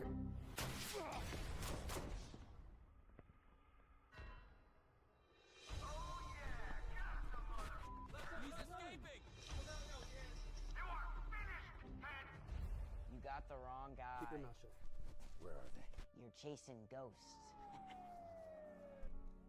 We're gonna take the highway. It's gonna take like 2 hours. We're gonna go to Mexico. Dude, that's gone. What do you think? Should we turn ourselves in or should we just, I think we should just dip, huh? Why would we turn ourselves in? I'm just Right. saying. It's the dumbest thing somebody could ask. I'm just Right saying, there. man. I don't know if we did, but why the f- well, we took What do you mean you don't know? You were there for all of it, bro. You saw it. We're gonna have a good time. It's gonna be fine. We're gonna go to Mexico. It's gonna be. And go to Mexico. Stop saying Mexico. I don't want to go to Mexico. All right. Why do you keep saying Mexico? Well, you don't want to turn yourself in. You don't want to go to Mexico. What do you want to do? What the fuck is this? That's you, bro. That's the new you. This person's white, bro. Look. Turning now to a violent bank heist in broad daylight at a downtown LA bank, including one identified as Jeremiah Deers, who witnesses described as dangerous. Bro, let me out. The only thing I'm honestly guilty with is pranking you very hard because you're in a video right now and you're not in trouble at all. And you just got on Get Got Got 'em. Wow. None of it's real. We're totally fine. I promise. I promise. I promise. I promise there's not one cop looking after you. They're all actors. It's completely a joke. The helicopter, that was like chance. I can't believe that fucking helicopter was there. The guy getting hit by the car the second time was real. That was crazy. Yeah. Today was special, not just because I got to play my favorite game in real life, but because I met Jeremiah. I learned that he's caring. I think that guy's okay. He gives me honest feedback. That's the dumbest thing somebody could ask. He's there when I ask him for a favor.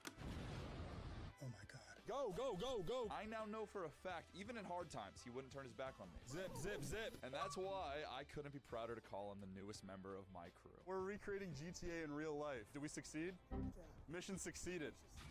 Come on. 100,000 likes will make GTA 6 when it comes out. All right, Jeremiah, that's pretty much it. I'm leaving. That was crazy. All right. I'll be back on